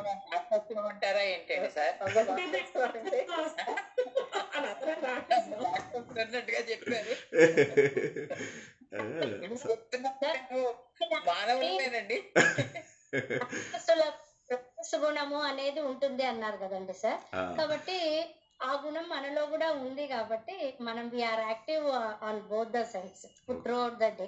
అది ఓకే. అంటే నేనేమంటే పొద్దునంతా అలసిపోయారు, రాత్రి శక్తి ఎక్కువ ఉంటుంది అని అది వేరుగా చెప్పాను, ఈ రాక్షసులు అది వేరుగా చెప్పారు. రెండు ఒకదాని తర్వాత ఒకటి చెప్పడంతో ఈ రెండు కలిసిపోయి ఇలా వచ్చిందనమాట.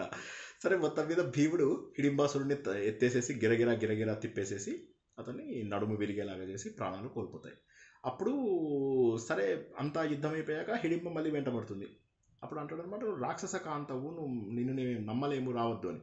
అప్పుడు తల్లి చెప్తుంది అనమాట, తప్పు అలా కాదు. ఇంత ప్రేమించి నీ వెంట పడుతున్నటువంటి అమ్మాయిని నీకు ఇది కాదు. జనరల్గా కూడా ప్రేమ అనేటటువంటి భావము ఆడవాళ్ళకి ఎక్కువ ఇస్తాడు దేవుడు.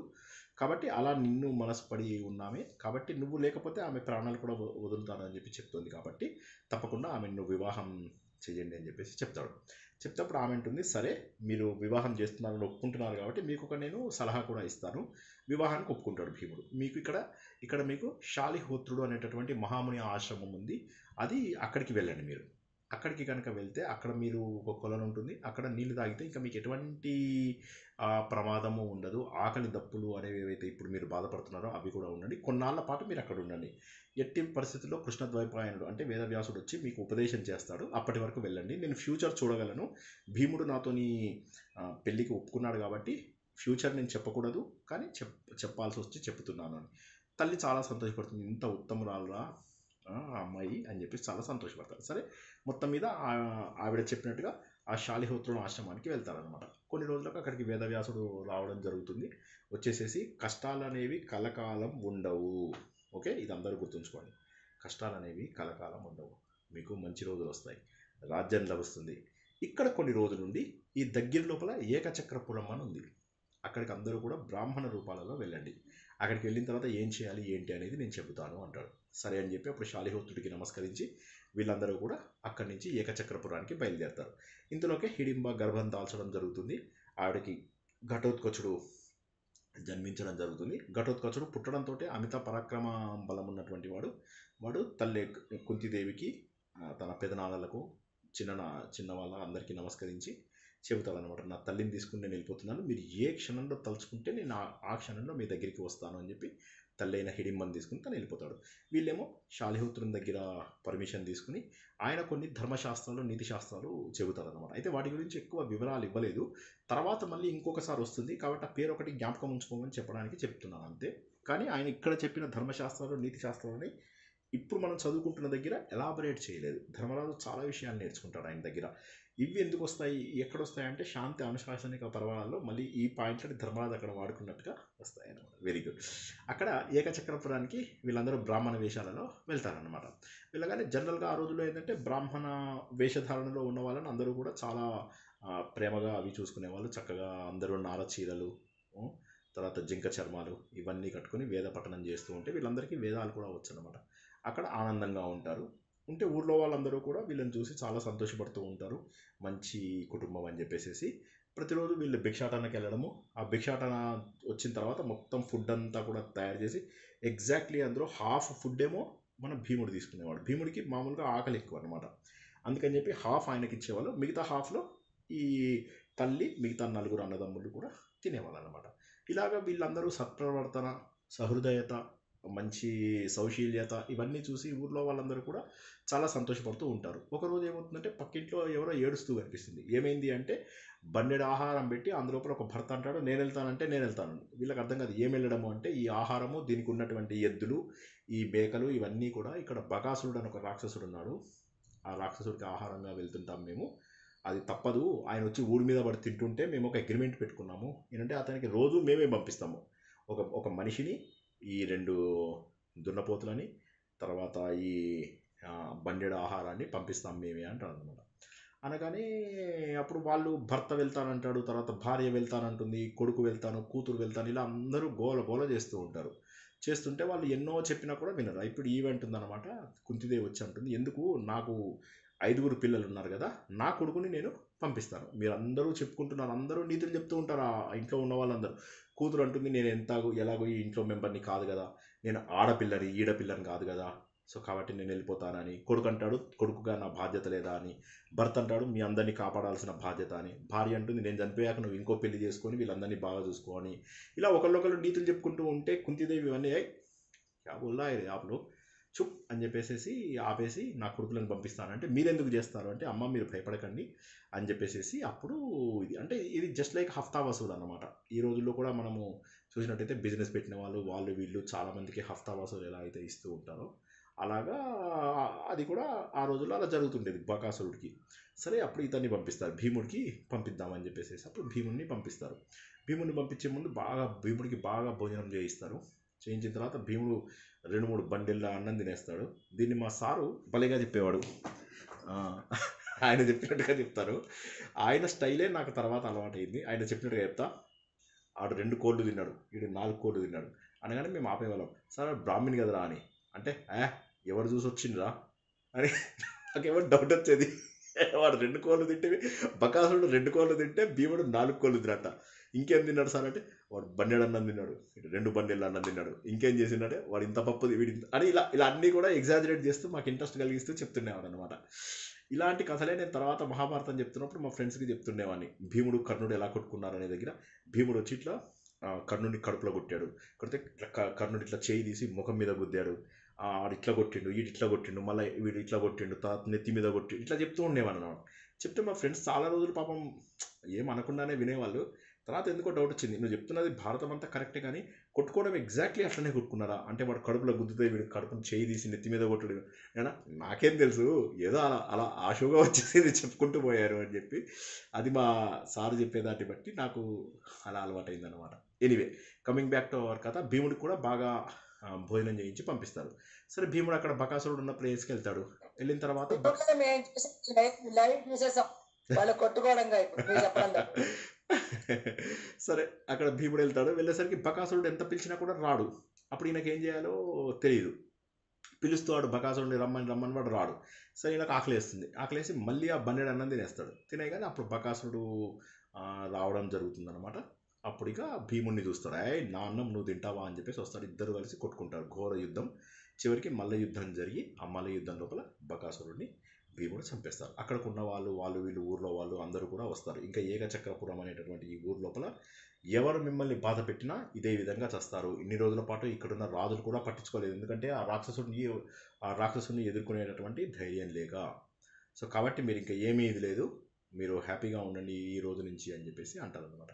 అనేసి ఇంటికి వెళ్ళి తల్లికి, తండ్రికి, అన్నయ్య, ఊళ్ళో వాళ్ళందరికీ కూడా చెప్తారు. అప్పుడు ఊళ్ళో వాళ్ళందరూ అంటారు, ఇతను బ్రాహ్మణుడైతే కాదు, ఎవరో మంత్రసిద్ధి ఉన్నటువంటి వాడు అని చెప్పేసి ఊళ్ళో వాళ్ళందరూ కూడా వీళ్ళు ఉన్నటువంటి ఇంటికి అందరూ ఒకరి తర్వాత ఒకళ్ళు చూడడానికి వస్తారన్నమాట.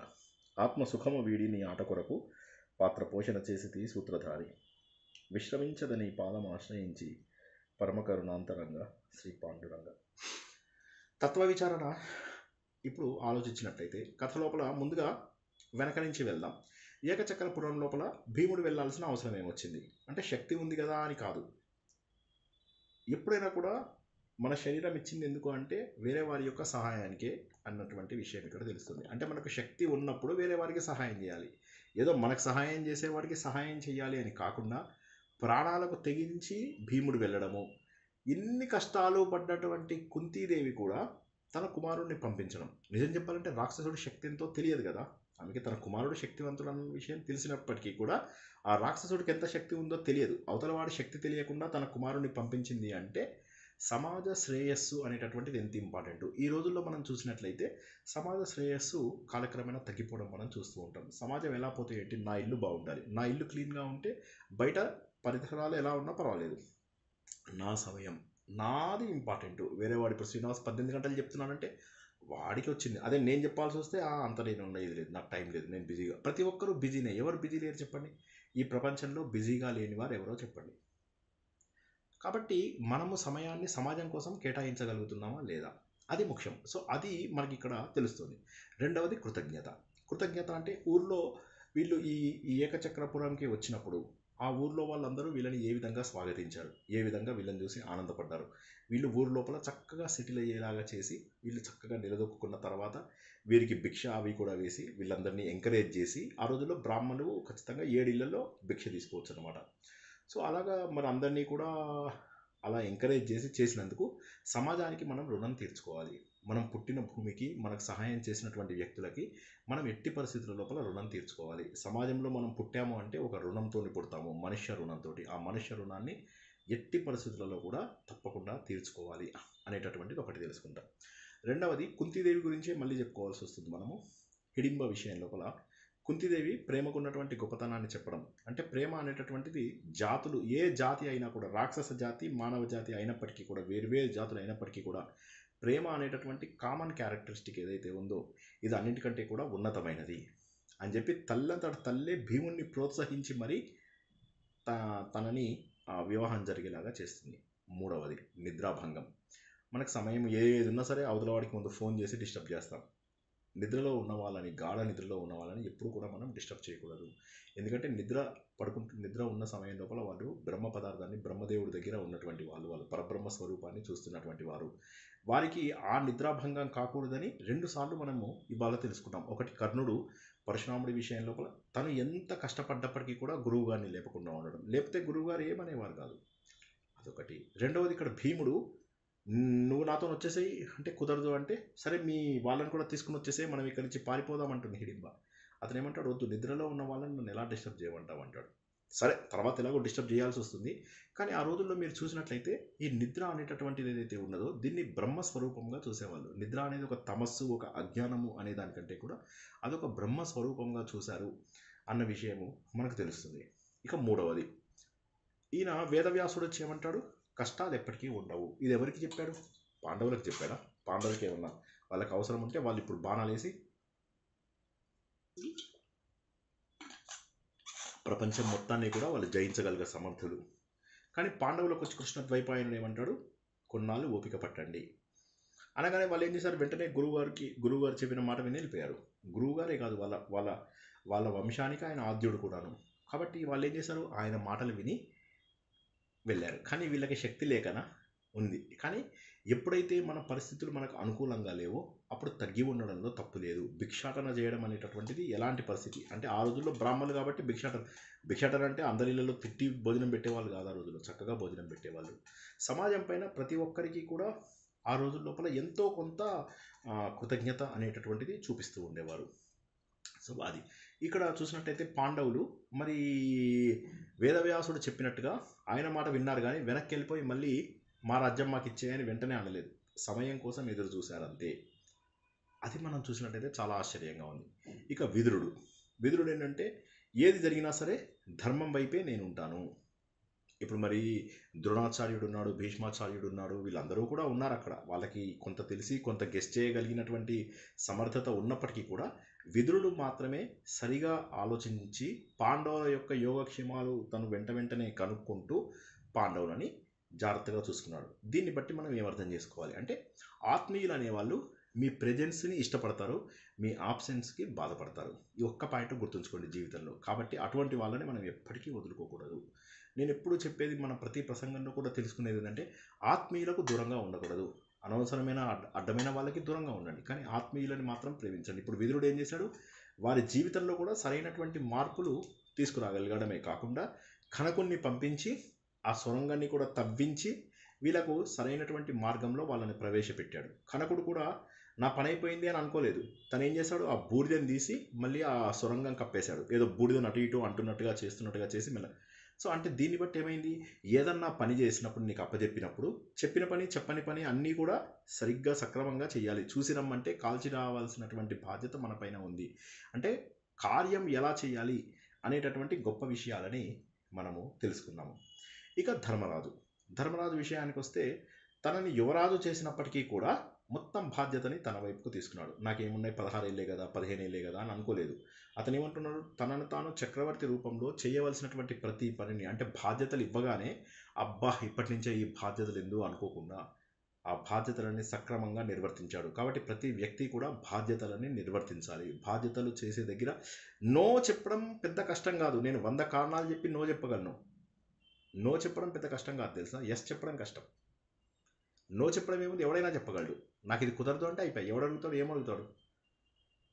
అవతల వాడు హెల్ప్ అడిగితే, హెల్ప్ కూడా కాదు, సమాజానికి బాధ్యత ఉన్న సమయంలో కూడా మనం అడిగితే నో చెప్తారు జనాలు. ఎందుకంటే అది తప్పించుకోవడం సులభం, కానీ దానికి గట్టిగా నిలబడడం అనేటటువంటిది కష్టం. 1 గంట సమయం అవతల వాళ్ళ కోసం వెచ్చించడం ఎంత కష్టమో తెలుసుకోండి, 1 గంట సమయం కూడా. సో ఆ కృతజ్ఞత భావం లేకపోవడము ఇది అనేటటువంటిది మనం చూస్తాము. అలాంటిది ఈయన ఏం చేశాడు, బాధ్యత తీసుకోవడం కోసం ముందుకు రావడమే కాకుండా తన తమ్ముళ్ళని కూడా అందరినీ కూడా ఆ మార్గంలో వెళ్ళేలాగా చేశారు. ఇక నెక్స్ట్, కర్ణుడు దుర్యోధనుడు తీసుకున్నట్టయితే, చిన్నప్పటి నుంచి అసూయతో పెరుగుతున్నటువంటి కర్ణుడు సరైన దారే ఎన్నుకున్నాడు. ఎందుకంటే అసూయకి ఇంకా కాస్త ఆజ్యం పోసేటటువంటి వ్యక్తి దుర్యోధనుడి వైపే వెళ్ళాడు. దుర్యోధనుడు కూడా తను అవకాశం కోసం చూస్తున్నాడు. ఈ భీమార్జునులని ఏ విధంగానైనా సరే వాళ్ళని సమూలంగా హతమార్చాలి అని చూస్తున్నప్పుడు తన ఆలోచనలకు అనుగుణంగా వ్యక్తి దొరుకుతాడు. అందుకే మనం చూసినట్లయితే సినిమాల్లో అక్కడ ఇక్కడ కూడా చూస్తాం కదా, చెడ్డవాళ్ళు దొరుకుతారు, మంచి వాళ్ళు దొరుకుతారు, దొరికి తీరుతారు. ప్రతి ఒక్కడికి ఫ్రెండ్స్ ఉంటారు, ప్రతి అడ్డమైనడికి ఫ్రెండ్స్ ఉంటారు. ఫ్రెండ్స్ ఉన్న ప్రతి ఒక్కడు మంచాడు కాదు, వాడి ఆలోచన దృక్పథానికి సరైనటువంటి వ్యక్తిని చూజ్ చేసుకుంటారు. అందులోపల అది జరిగింది. అందులోపల తనకు అధికారం లేకపోయినా కూడా ఒక రాజ్యానికి ఒక వ్యక్తిని అధిపతిగా చేశాడు అంటే అతనికి పాండవుల మీద ఎంత ద్వేషభావం ఉంది అనేది తెలుస్తోంది. ఇక ఈ విషయంలో కుంతిమాత గురించి మనం మళ్ళొకసారి చెప్పుకుందాం. తన కుమారుడు అయినప్పుడు ఆ విషయాన్ని వెంటనే వెళ్ళి భీష్ముడికో ఇంకెవరికో చెప్పి లేదా తన కుమారులకు చెప్పి ఉండుంటే బహుశా ఈ సమస్యలు ఉండేవి కాదేమో. కానీ ఆమె అర్జునుడి పైన ఉన్నటువంటి ప్రేమ కావచ్చు, తర్వాత నాకెందుకు వచ్చిందిలే సమాజం ఏమనుకుంటారు అనేటటువంటి బాధ వల్ల కావచ్చు, ఆవిడ బహుశా చెప్పుంటే బాగుండేది. ఇది ఎక్కడా లేదు, నా ఊహ, ఇది నాకు అనిపించింది. అలాగా చదువుతున్నప్పుడు నాకు బాధ వేసింది. అక్కడ చెప్పుంటే బహుశా బాగుండేదేమో. కానీ ప్రారంభం ఎలా ఉందో అలా ఆవిడ ఆ సమయంలో ఏం ఆలోచించిందో తెలియదు. ఒక్కొక్కసారి మనకేమవుతుందంటే రియాక్ట్ అయ్యే లోపల it will be too late అన్నటువంటి విషయాన్ని తెలుసుకోవచ్చు.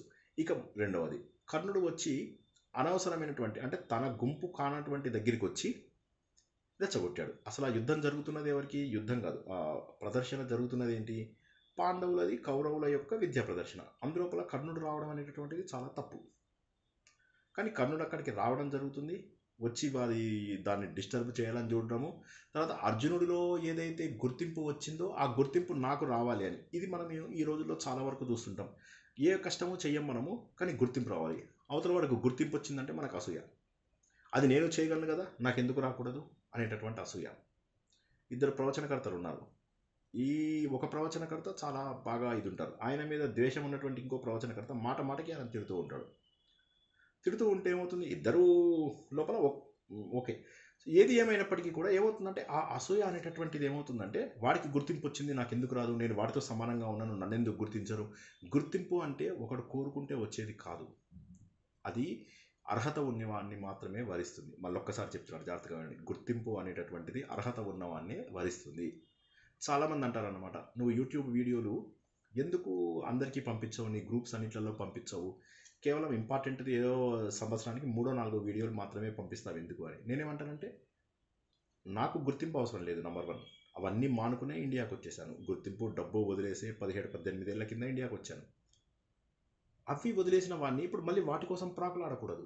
ఏవైతే నేను వద్దనుకుని వదిలేశానో వాటి కోసం ఈరోజు ప్రవచనకర్తలు, మఠాధిపతులు, పీఠాధిపతులు వీళ్ళందరూ ప్రయత్నం చేస్తున్నారంటే ఎంత బాధేస్తుంది.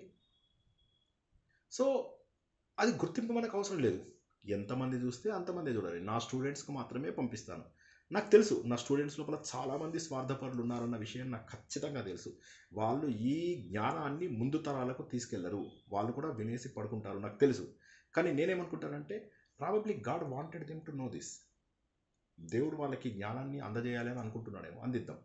కానీ మీరు కనుక ఈ జ్ఞానాన్ని ముందు తరాలకు తీసుకెళ్ళకపోతే, మీ పిల్లలకు, మీ కాలనీ వాళ్ళకో ఎవరికో తీసుకెళ్ళకపోతే ఇది చాలా తప్పని. నాకు ఏమీ క్రెడిట్ ఇవ్వాల్సిన అవసరం లేదు. కనీసం మీ ప్రవచనాలలో కానీ మీరు అవతల వాళ్ళకి చెప్పే 2 మంచి మాటల్లో నా పేరు వాడవద్దు. మీరు తెలుసుకున్న జ్ఞానాన్ని చెప్పండి చాలు. ఎందుకంటే ఇది మన గ్రంథాలు, మన మహోన్నతమైనటువంటి వారసత్వం. ఇక మనం చూసుకున్నట్లయితే ఈ కథలో ఇప్పటి వరకు కూడా భగవంతుడు మనకు కనిపించడు. దానికి కారణం ఏంటి అంటే మనుష్యులు వారంతట వారు ఇవన్నీ చేసుకుంటున్నంత వరకు, వారి బాధ్యతలను వాళ్ళు సరిగా నిర్వర్తిస్తున్నంత వరకు, కష్టాలు ఇంకా మేము హ్యాండిల్ చేయలేము దేవుడా అన్నంత వరకు కూడా భగవంతుడు అక్కడికి రాడు. కానీ వీళ్ళు స్వశక్తిని నమ్ముకున్నటువంటి మహానుభావులు అన్నటువంటి విషయాన్ని మనం ఇక్కడ తెలుసుకుంటాం. ఇక ధృతరాష్ట్రుడిది చివరిగా ఆయన క్యారెక్టర్ని మళ్ళొకసారి కనుక మనం అర్థం చేసుకున్నట్లయితే, తన కోసం ఎన్నో త్యాగాలు చేసినటువంటి తన తమ్ముడిని కూడా గుర్తుంచుకోకుండా కేవలము తన స్వార్థ ప్రయోజనాల కోసం అని చెప్పి తన తమ్ముడి పిల్లలు చనిపోయినా పర్వాలేదు అనుకున్నాడు ఆయన.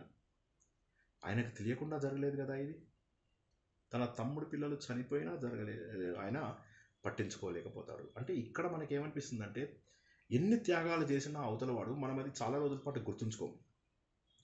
లేదా వాడికి ఏదో బలిసి చేస్తున్నాడు అంతే. ఇదే ఈ ఒక్క మాట ఎందుకు చేశాడు, బలిసి చేశాడు. అండ్ ఇంకోటి ఏంటంటే చాలామంది అవతలవాడు చేస్తున్నటువంటి కష్టాన్ని, త్యాగాన్ని గుర్తించాలన్నారు. పైకి నోటి నుంచి అంటారు, మనసు నుంచి అనరు చాలామంది. సో ఇటువంటి వాళ్ళే కృతజ్ఞులే ఎక్కువ ఉంటారు. కాబట్టి ఉన్నటువంటి ఎక్కువ మంది జనాలలో ధృతరాష్ట్ర సంతానమే ఉన్నారు.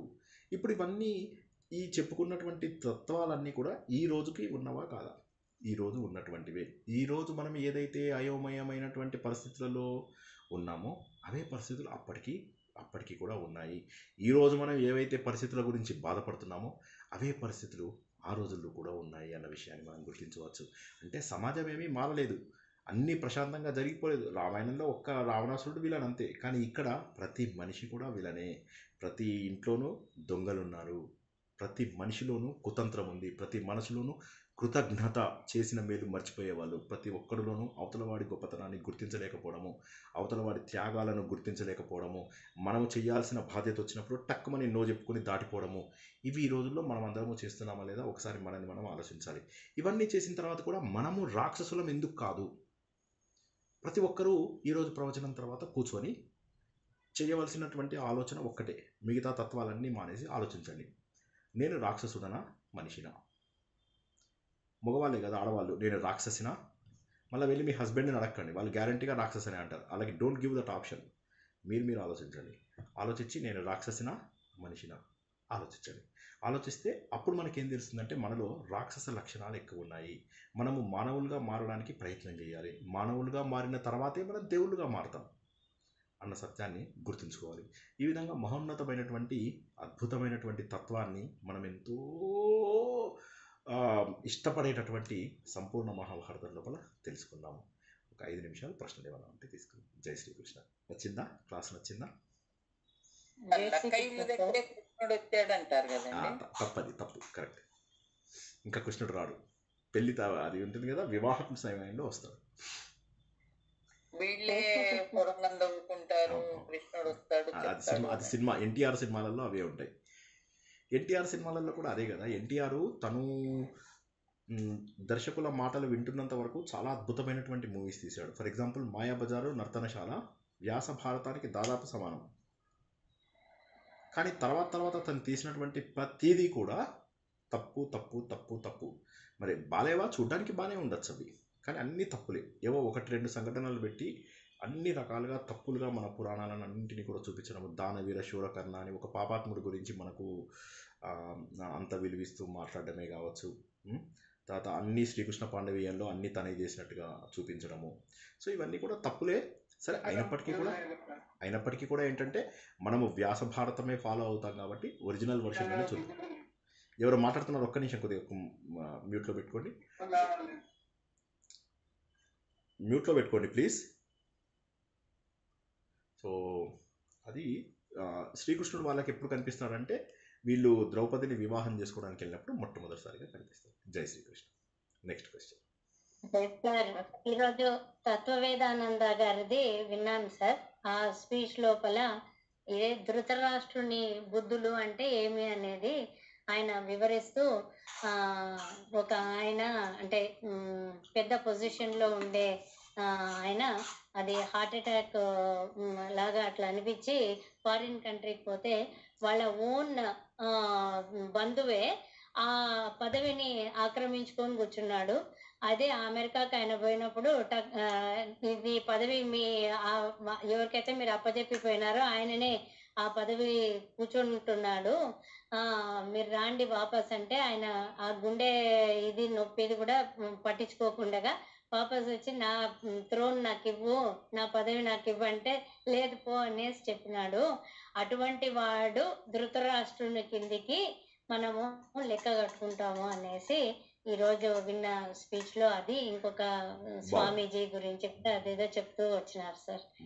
ఇప్పుడు మీరు ధృతరాష్ట్రుడు అంటే మన అందరిలో కూడా ధృతరాష్ట్రుడు ఉన్నాడు. ఎందుకంటే సమాజానికి మనము చేయడానికి ఇష్టపడకపోవడం, ఏదైతే మన దగ్గర సమయాన్ని మనం వేరే వాళ్ళ కోసము కేటాయించగలగడం అనేది అది కొన్ని జన్మల అదృష్టం. అది మనం సమాజానికి ఏం చేస్తున్నాం అనేటటువంటిది ఎప్పుడైతే సొసైటల్ కాన్సెప్ట్ ఉండదో, ఇప్పుడు మీరు ఒక్కటి గుర్తించాలి, మన దేశం ఎందుకు ఇలా ఉంది, వేరే దేశాలు ఎందుకు సుభిక్షంగా ఉన్నాయి అంటే ఒక 200-300 సంవత్సరాల నుంచి యూరోప్ కానీ నార్త్ అమెరికన్ కంట్రీస్ కానీ అవి సుభిక్షంగా ఉన్నాయి. దానికి కారణం ఏంటి అంటే వాళ్ళకి సొసైటల్ కాన్సెప్ట్, సోషల్ వర్క్ చేయడము అవి ఇవి వాళ్ళకి చాలా ఎక్కువ. ఏదైనా ఇప్పుడు రోడ్డు మీద చూసినట్టయితే మా డైరెక్టర్ ఉండేవాడు. నేను అప్పుడు ఇంకా వచ్చిన కొత్తలో చూసేసరికి ఆయన రోడ్డు మీద ఉండి పిల్లలందరూ రోడ్డు మీద స్కూల్ పిల్లలందరినీ కూడా వాళ్ళందరినీ దారిలో నడిపిస్తున్నారు అనమాట. అందరినీ మొత్తం ట్రాఫిక్ అంతా ఆపేసి.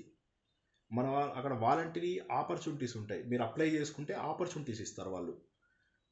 సో అక్కడ దాన్ని సోషల్ వర్క్గా తీసుకోరు. దానం చేయాలంటే వాళ్ళు ఏం చేస్తారు, అక్కడ బయట డబ్బాలు పెడతారు, పెట్టేసేసి ఈ ఫుడ్ డ్రైవ్, స్కూల్ డ్రైవ్ అవి ఇవి పెడితే అందులోపల జనాలు వస్తారు. మనం ఏంటంటే 100 ఫోటోలు దిగి ఇచ్చిన దానికంటే ఎక్కువ ఫోటోలు పెట్టుకుంటాం. ఫోటోలు పెట్టుకుంటే తప్పు కాదు, కానీ 2 బొమ్మలు 2 ఇచ్చేసేసి ఇది ఒకసారి మా ఫ్రెండు అందరికీ కూడా ఒక అరటిపండు ఒక తాంబూలము ఇచ్చాడనమాట. ఒక హాస్పిటల్కి వెళ్ళి దానికి 100 ఫోటోలు తీసుకున్నాడు. ఏంటి ఒక్క అరటిపండు కోసం ఒక్కొక్కరికి ఒక్కొక్క అరటిపండు ఇచ్చి 100 మందికి 100 అరటిపండ్లు ఇచ్చేసి ఫోటోలు దిగాడు. సో ఏంటంటే మనము చేసిన సహాయము అది ఎలా ఉండాలి అంటే వాళ్ళకి కొన్నాళ్ళు గుర్తుండిపోయేలాగా చేసేటటువంటిది సహాయం. ఏదో మనం ఫోటోల కోసం దిగేది సహాయం కాదు. ఇప్పుడు మీరు ఏ డెవలప్డ్ నేషన్ ఉండదు, హాంకాంగ్ తీసుకోండి, సింగపూరు, మలేషియా, ఇటువంటి ఏ దేశాలు చూసుకున్నా కూడా అవి ఎందుకు సుభిక్షంగా ఉన్నాయి? వాళ్ళు మనలాగా దేవుళ్ళని పూజిస్తున్నారా? పూజించట్లేదు. అసలు అమెరికాలో అయితే ఎవడో చర్చికి కూడా వెళ్ళాడు. అక్కడ ఉన్నటువంటి సగం చర్చిలు ఇండియన్స్, సగం కాదు 70% ఆఫ్ ద చర్చిలు మనం కొనేసుకుని దేవాలయాల్లాగా మార్చేసాం. ఎవడు వెళ్ళాడు అక్కడ, చర్చికి కూడా వెళ్ళాడు. సండే చర్చిలకు రమ్మని వాళ్ళు ఏడుస్తారు, రావయ్యా సండే చర్చికి రావయ్యా, సండే చర్చికి రావయ్యా అని. ఎవడు వెళ్ళాడు, ఎవడు వెళ్తాడని చెప్పి ఎవడు వెళ్ళాడు. మరి అయినా కూడా ఎందుకు వాళ్ళు సుభిక్షంగా ఉన్నారు? ఎందుకంటే ఎప్పుడైతే మనం సమాజం కోసమై నిలబడతామో, ఎప్పుడైతే మన సమయాన్ని వేరే వాళ్ళ కోసం కేటాయిస్తామో, మన సమయాన్ని వేరే వాళ్ళ కోసం ఎందుకు కేటాయిస్తాం మనం? ఇక్కడ నాకు అవసరం లేకపోతే నేను వేరే వాడి సమయాన్ని వాడుకు దుబ్బడానికి అందరూ సిద్ధంగా ఉంటారు. కానీ వాళ్ళు సమయం ఇవ్వాల్సి వచ్చేసరికి ఎందుకు మన భారతదేశం లోపల, ఇంత మహోన్నతమైనటువంటి భారతదేశంలో ఎక్కడైతే అన్ని గ్రంథాలలో సమాజానికి సేవ చేయాలి అని చెప్పి తెలుసుకుని ఉన్నప్పుడు శ్రీకృష్ణ భగవానుడు చెప్పిన 35 లక్షణాలలో ఒక్క లక్షణం లేదు. నేను ఛాలెంజ్ కడుతున్నాను. వేరే వాళ్ళ కోసం ఎందుకు చేస్తాను? నేను ఏదో వింటాను, నేర్చుకుంటాను సరదాగా. ఇవన్నీ మనం సరదాగా నేర్చుకుంటే కాదు, ఇవన్నింటినీ కూడా మనం అలవర్చుకుని ఆచరణలో పెట్టాలి. ఆచరణలో పెట్టనప్పుడు ఎందుకు ఇవన్నీ వేస్ట్? నేను ఎన్నోసార్లు చెప్పాను మన గ్రూప్లో చాలామంది కూడా. ఇది మేము విని దీంట్లో సారాన్ని గుర్తించి ఆచరణలో పెట్టుకుంటాం అన్న వాళ్ళే రండి. ఎందుకంటే ఇది మహోన్నతమైనటువంటి వారసత్వం మనకి. జై శ్రీకృష్ణ. ఇంకేమన్నా ప్రశ్నలు ఉన్నాయా? ట్రై చేస్తున్నాం సార్. వెరీ గుడ్, ప్రయత్నం చేస్తున్నాం సార్. సంతోషం సార్ ఒక్కటి చెప్పలేదు సార్, ఇప్పుడు మనము ఒకరికి హెల్ప్ చేయాలి అంటే సమాజ సేవ అని అన్నారు కదా. ఇప్పుడు యథా రాజా తథా ప్రజ అంటారు కదా సార్. అయితే ఇప్పుడు ఇక్కడ రాజులు ఎలా ఉన్నారంటే వాళ్ళు ఏదైనా చేస్తే ఫోటోలు తీసుకొని, అంటే వాళ్ళ రాజకీయ లబ్ధి కోసం మాత్రమే వాళ్ళు చేస్తున్నారు, కానీ నిజంగా సేవ చేశారని ఎవరు లేదు సార్. సో ఆ రాజకీయ నాయకులు ఒక ధర్మబద్ధంగా పరిపాలిస్తే వాళ్ళని చూసి మనం అనుసరించి కొంచెం అంత బుద్ధంగా వస్తుంది కదా సార్.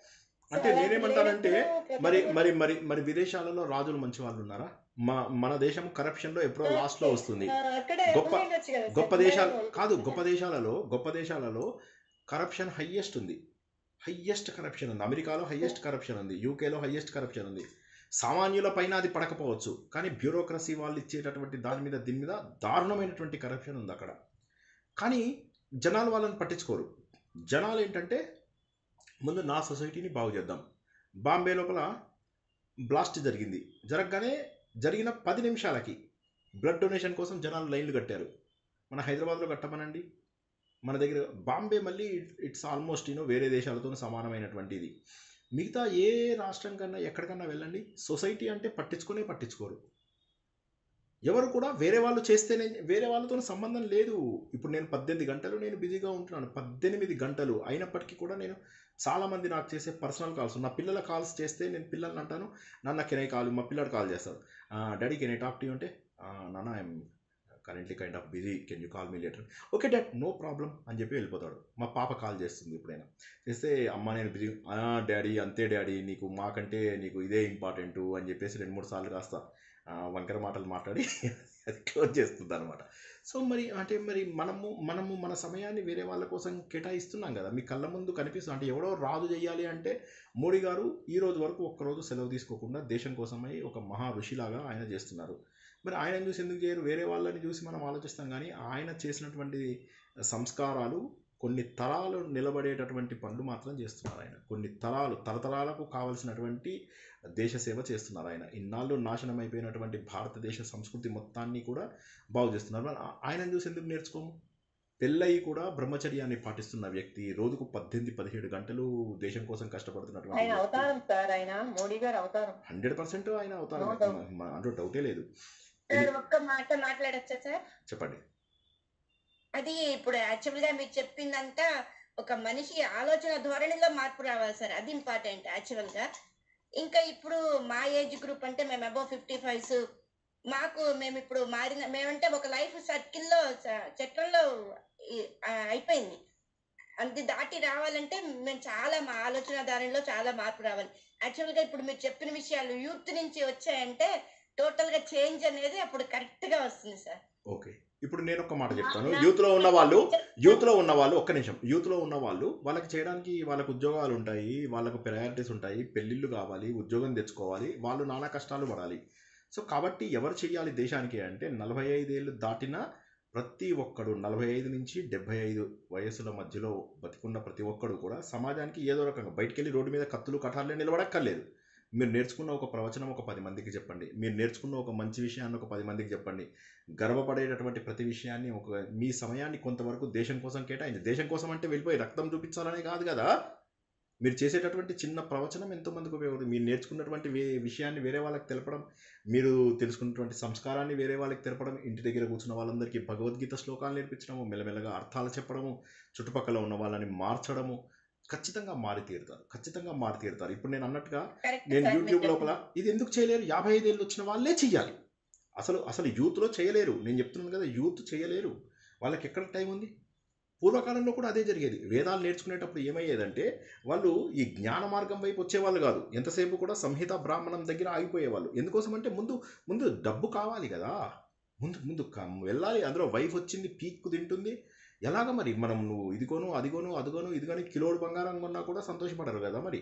సో మనం అన్నీ చేస్తూ, ఇంతమంది కోరికలు తీరుస్తూ, పిల్లలకు అన్నీ చేస్తూ ఎంత కష్టం, వాళ్ళు చేయడం ఎంత కష్టం ఒకసారి ఆలోచించి అంటే వాళ్ళు చేయకూడదని నేను అనడం లేదు, అది అప్పటి నుంచే రావాలి. ప్రతి ఒక్కడు తన జీతం లోపల 5% ఎందుకు ఇవ్వడు దేశానికి చెప్పండి? అదే ఫంక్షన్స్ చేస్తారు, పార్టీలు చేస్తారు, అసలు లెక్కలేదు. వాడు అంటాడు నేను దాగే బాటిల్ కాస్టే 30,000 తెలుసా అంటాడు. నేను గొప్ప అది.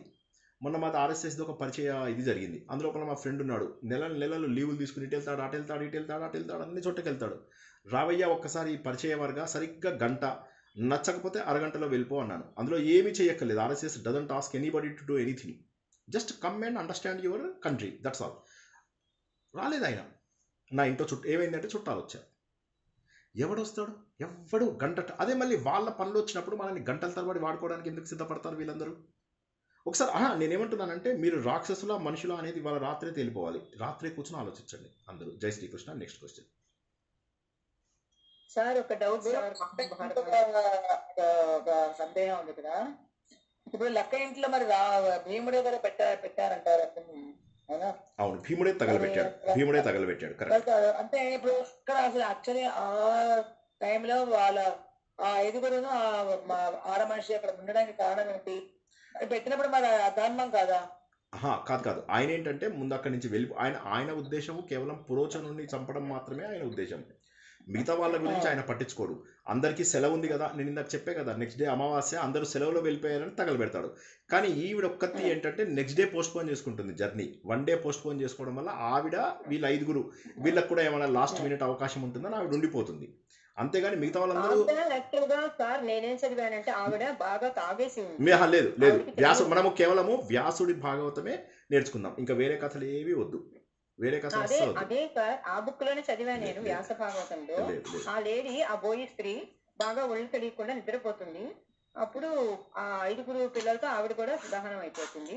దానికి ఏంటంటే అట్లా ఏదో నిషాగా తీసుకుంది అని రాస్తాను అందులో. తర్వాత ఇంకొక డౌట్, ఇప్పుడు కణికుడు ధృతరాష్ట్రుడు పాండవుల మీద అసూయతో వీళ్ళని సంధి పెట్టుకోవాలా, వీళ్ళని లేకపోతే పంపించేసేయాలా బయటకు అనేది కణికుడు అనే మంత్రితో సంప్రదిస్తాడు కదా. అప్పుడు ఆయన కొన్ని నీతులు చెప్తాడు, కానీ ఫైనల్ గా ఆయన ఏం చెప్తాడు అనేది నాకు అర్థం కాల. చాలా 2 పేజీలు 3 పేజీలు రాశాడు. అది ఆ నీతి ఏమిటి అనేది నాకు అర్థం కాదు. అంటే ఎప్పుడు కూడా ధృతరాష్ట్రుడికి ఏ నీతి చెప్పినా కూడా బోధపడదు. ఎందుకంటే పుత్రుడు పైన ఏదైతే ప్రేమ ఉందో మనకు వ్యాస భాగవతంలో ఆ నీతుల గురించి చెప్పడు. అవన్నీ కూడా తర్వాత మళ్ళీ మనకు శాంతి అనుశాసనిక పర్వంలో వస్తాయి. అప్పుడు మనం డీటెయిల్గా తెలుసుకుందాము. ఇప్పుడు మటుకు కనికుడు అనేటటువంటి వాడు ఎవరైతే ఉంటాడో, ఈ కనికుడు అనేవాడు విదురుడు పంపగా వచ్చి వీళ్ళకు సొరంగ మార్గం ఏర్పరిచి వీళ్ళు సంక్షేమంగా ఉన్న సంగతిని మళ్ళీ తీసుకెళ్ళి విదురుడికి చేరవేస్తాడు. అంత ఆయన మాత్రమే ఆయన పాత్ర. ఆయన కనకుడు నేను అడిగేది కనికుడు అని అది ఇంకా రాలేదు మనకు, అది ఇంకా రాలేదు. అది వచ్చినప్పుడు చెప్పుకుందాం. అది ఇప్పుడు చదువుకున్నంత వరకు వేద లోపల రాలేదు. ఏం చెప్తారు గురువు గారు? అంటే మీది సారీ, ఈ 5 కొడుకులతో ఆవిడ అవును, ఆవిడ చనిపోతుంది. అది దురదృష్టమే, అంటే అది భీముడు కావాలని ఆవిడ చనిపోవాలి అని చెప్పి పెట్టాడు. వాళ్ళందరూ అందరూ లీవ్లోకి వెళ్ళిపోయారని అనుకుంటాడు. కానీ ఆవిడ ఎక్కడ ఉండిపోతుంది, ఎందుకంటే లాస్ట్ మినిట్లో వీళ్ళకి ఏమన్నా అవసరం ఉంటుందని ఆవిడ ఉండిపోతుంది. ఉండిపోవడం వల్ల ఆవిడ మరణించడం జరుగుతుంది. ఎందుకంటే వీళ్ళు 6 ఉంటారు, 6కి సేవ చేయడానికి 6 మీద ఆ 6 చనిపోతారు. అది భీముడు కానీ భీముడు కావాలని పురోచనుడిని చంపాడు, అది కరెక్టే. పురోచనుడు ఎవరైతే ఈ లక్క ఇంటి నిర్మాణం చేశాడో అతనింటికి ఫస్ట్ తగలబెట్టింది భీముడే, దట్ ఈస్ కరెక్ట్. కానీ ఈ 6 భీముడు కావాలని చంపడు. భీముడు ఏంటంటే అందరూ లీవ్లకి వెళ్ళిపోతారు, నెక్స్ట్ డే అమావాస్య కదా, సో అందరూ లీవ్లలో ఉన్నారు అని చెప్పి ఆ రోజు తను చూజ్ చేసుకోవడానికి కూడా రీజన్ అదే. ఎందుకంటే అందరూ లీవ్లో ఉంటారు అని చెప్పి కనికుడు చెప్పడం ద్వారా అప్పుడు తను పెట్టడం జరుగుతుంది అనమాట. బట్ దురదృష్టవశాత్తు వాళ్ళు మరణించడం జరుగుతుంది. అంటే అది ప్లస్ పాయింట్ అవుతుంది కదా సార్. ఇప్పుడు వీళ్ళు 6 వాళ్ళ 6 చనిపోవడం వల్ల ఆ 6 చనిపోయారు పాండవులు పుట్టినాక అని అనుకో, ప్లస్ పాయింట్ అయింది. ఒకవేళ కాకపోయినప్పటికీ కూడా ఏమయ్యేది, వాళ్ళ బూడిదలు కూడా దొరకలేదు అని చెప్పేసి బాధపడేవాళ్ళు. ఏముంది అంటే అన్ని బూడిదలు అయిపోవాలి కదా అల్టిమేట్గా. సో అది బాగా ఎక్కువ వచ్చింది, మంట ఎక్కువ వచ్చి వాళ్ళు మరి పాండవులు అందరూ పోయారు అన్న నిర్ధారించుకున్న దుర్యోధనుడు మరి మళ్ళీ డిగ్గింగ్ ఏమిటి? ఎవరు డిగ్ చేశారు? అదే దుర్యోధనుడు మళ్ళీ పాండవులు బతికే ఉన్నారని అతనికి ఎలా తెలుస్తుంది? ఆ తర్వాత మనం ఇంకా అక్కడికి రాలేదు కదండి, మనం అక్కడికి రాలేదు, ఇంకా అక్కడి దాకా రాలేదు. పాండవులే వెళ్ళి కనిపిస్తారు, తర్వాత పాండవులే వెళ్ళి కనిపిస్తారు. సార్ ఒకసారి ఇది రాక్షసుని భీముడు పెళ్లి చేసుకుంటారు కదా, సో రాక్షసులు అంత పెద్ద ఆకారాలు కదా సార్. సో రాక్షసులు అంటే నిజంగా కొంచెం ఒక పెద్ద ఆకారమే ఉంటుంది కదా సార్. వీళ్ళు ఇప్పుడు మనిషి ఆకారము ఆ ఆకారము అదే ఎలా సింక్ అయింది నేను ఎప్పుడు చాలా ఆలోచించేవాడు. ఆ రోజుల్లోపల అంటే రాక్షసులకి కొన్ని శక్తులు ఉంటాయి, ఎడిషనల్ శక్తులు ఉంటాయి. కామరూపం ధరించడం. ఇప్పుడు హిడింబ మామూలుగా రాక్షసులాగానే ఉంటుంది, కానీ తను వీళ్ళని చూసినప్పుడు మానవ రూపంలోకి వస్తుంది. నంబర్ 1. నంబర్ 2 ఏంటంటే ఆ రోజు లోపల అందరూ కూడా కో ఎగ్జిస్ట్ అయ్యేవాళ్ళు. గంధర్వులు, తర్వాత విద్యాధరులు, తర్వాత వీళ్ళందరూ కూడా ఇక్కడ భూలోకంకి వెళ్తూ ఉండేవాళ్ళు. మన వాళ్ళు కూడా స్వర్గానికి వాటికి వెళ్తూ ఉండేవాళ్ళు. కాబట్టి అందరూ కూడా కలిసిమెలిసే ఉండేవాళ్ళు. ఇప్పుడు ఏంటంటే మనిషి లోపలే దేవతల లక్షణాలు, రాక్షసుల లక్షణాలు, అన్ని లక్షణాలు ఇప్పుడు మనలోనే ఉన్నాయి. కానీ ఆ రోజుల్లో ప్రత్యేకంగా ఉండేవాళ్ళు వాటికి. సో అలాగే రాక్షసుడు ఉండేవాడు. ఆకారాలు డిఫరెంట్గానే ఉండేవి. అందుకే భీముడు వెళ్ళేవాడు ఇప్పుడు కూడా. ముందు ఆయనకు టెక్నిక్స్ తెలుసు, ఆకారం కంటే కూడా టెక్నిక్స్. అది ఆ టెక్నిక్ బాగా తెలుసు కాబట్టి, ప్లస్ భీముడు ఉన్న వాళ్ళలో శక్తివంతుడు, వజ్రశరీరుడు కాబట్టి తల్లికి ఎక్కువ బాగా తెలుసు. ఎందుకంటే అతను పుట్టగానే మెట్ల మించి పడిపోయినప్పుడు ఆ మెట్లన్నీ పగిలిపోతాయి అనమాట. రాళ్ళు ముక్కలైపోవడం చూసి తల్లి అనుకుంటుంది ఇంత వజ్రశరీరుడు ఇంకెవరూ లేదని. పాములతో కరిపించినాను, తర్వాత అతన్ని కట్టేసేసి నీళ్ళలో వేసినా కూడాను, విషం తినిపించినా కూడాను ఏమీ కాలేదన్నవాడు కాబట్టే భీముడిని రాక్షసుల మీదకి పంపించారు. అది మీరు అన్నట్టుగా ఆకారాలు వాళ్ళవి వేరుగా ఉంటాయి, అది కరెక్ట్.